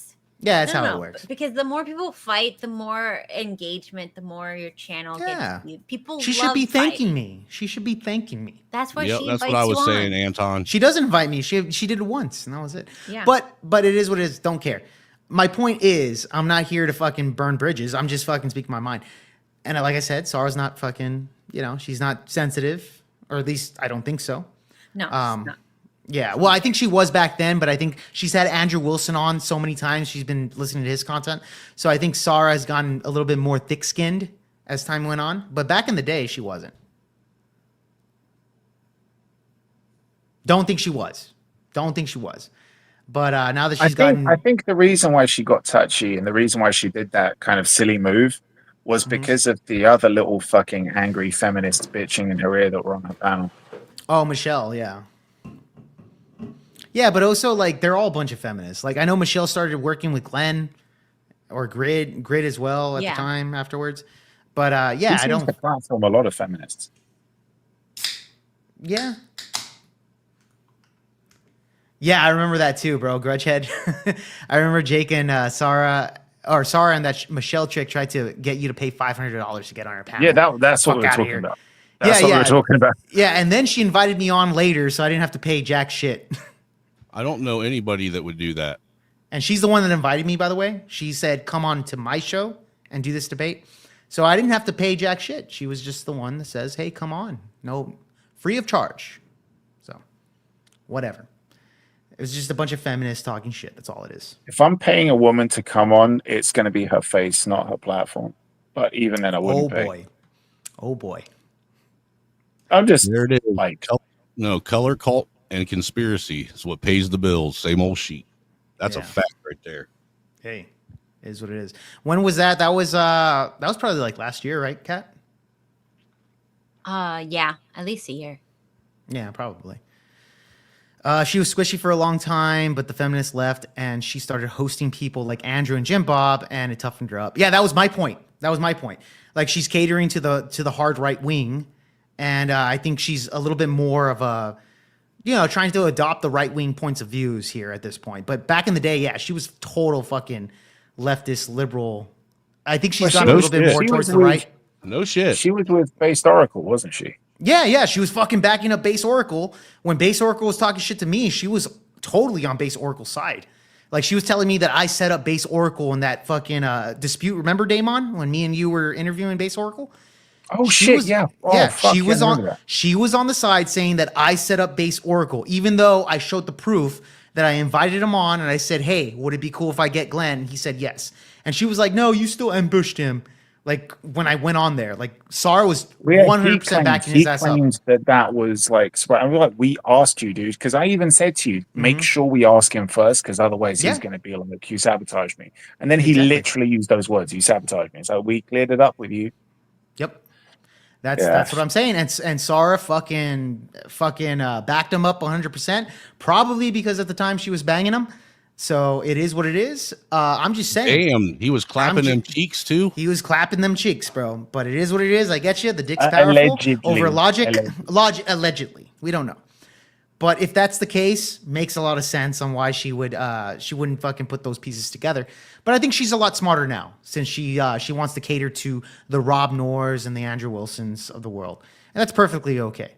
But I am saying, like, yeah, back in the day, yeah, she was a squishy, bro. She was a squishy. That's for sure. That's crazy. Mm-hmm. But yeah, that's my opinion on Sarah. But I do respect her. I she's doing great. Let her do the thing, and I fucking love it. But at the end of the day, yeah, That I'm just speaking my opinion on it. I think a lot of people agree with me. Maybe not Kat, because she doesn't want to burn bridges.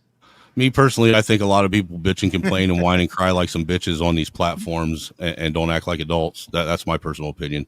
They act like this shit is real life, and it's just fucking internet fucking games. That's all it is. Yeah, pretty much, man. No, I get you. I've got too much shit. Like, if shit pisses me off, it's like in real life. It's not like on a phone where you can just turn it off. True. Like, yeah. I mean, I can understand it if it's your business and shit. I don't have a platform, but like, I guess you guys, if you're like monetized and shit, I can understand it. That would really get under your skin. But that's why I don't fucking have a platform. If this was tied into some kind of livelihood for me, holy shit. I hate to think how much more I'd be drinking. For sure. I used to take it way more serious than what I do now. I'll give you that. Yeah, I get you there, guys. Anyways. All right, ladies and gentlemen. We're going to fucking do last thoughts and everything. We're already on here for 3.5 hours. Which, again, thank you for everybody watching, man. You could be anywhere on the internet, but you choose to be with Project VO Pod. And I appreciate that from Mojo, fucking Timberwolf, Gas Mask, Gamer, Grudgehead, all you guys in the chat, man. I appreciate you all for sticking with us. With that being said, I am going to send you off to Grid 1. But before I do that, I want to get some last thoughts on everybody. Angry, you go ahead and go first. Last thoughts on everything that we've been talking about. It's time for people to get over it. Grow up. Grab your testicles out of your mom or your girlfriend or your wife's purse or wherever they got them hidden. Yeah, Kat. And put them back up where they belong. Let's be men again, man. Come on. Stop being bitches. Yes, sir. Yes, sir. Damon, go ahead, man. Yeah, same thing, man. I mean, if somebody uses a word against you that you don't like and you feel like you need to beat the shit out of them, it just shows that you're mentally weak. Don't be mentally weak. If you want that kind of special treatment to be able to say something that somebody else can't say, why do you need that special treatment if you're supposed to be empowered and strong? Like, just be empowered and strong. Say, yeah, I can take it. Fuck it. Grow up. There you go. Kat. Yes. Last thoughts? Oh, they're farming babies while the slaves are working. And we are that. So, like, we need to come together because we have actual fish to fry. They want to separate us over these trivial little things. You said this about me. I'm offended. I'm a victim. You're a victim. Mm-hmm. Who's farting? Go on, Kat. What is this? All I'm saying is stop. Stop farting for 2 seconds, Jake. Jesus, it's like freaking annoying. All right, go on. Last thoughts. Go ahead, Kat. Go ahead. I've thought enough things for the Okay, fair enough. All right, ladies and gentlemen, thank you so much for showing up to Project VO Pod. I appreciate y'all. And of course, man. We're going to win so much, you may even get tired of winning. And you'll say, please, please, it's too much winning. We can't take it anymore. Mr. President, it's too much. And I'll say, no, it isn't. We have to keep winning. We have to win more. All right, everybody, send my salutes to Grid 1, and I'll catch you guys in the next stream. God bless.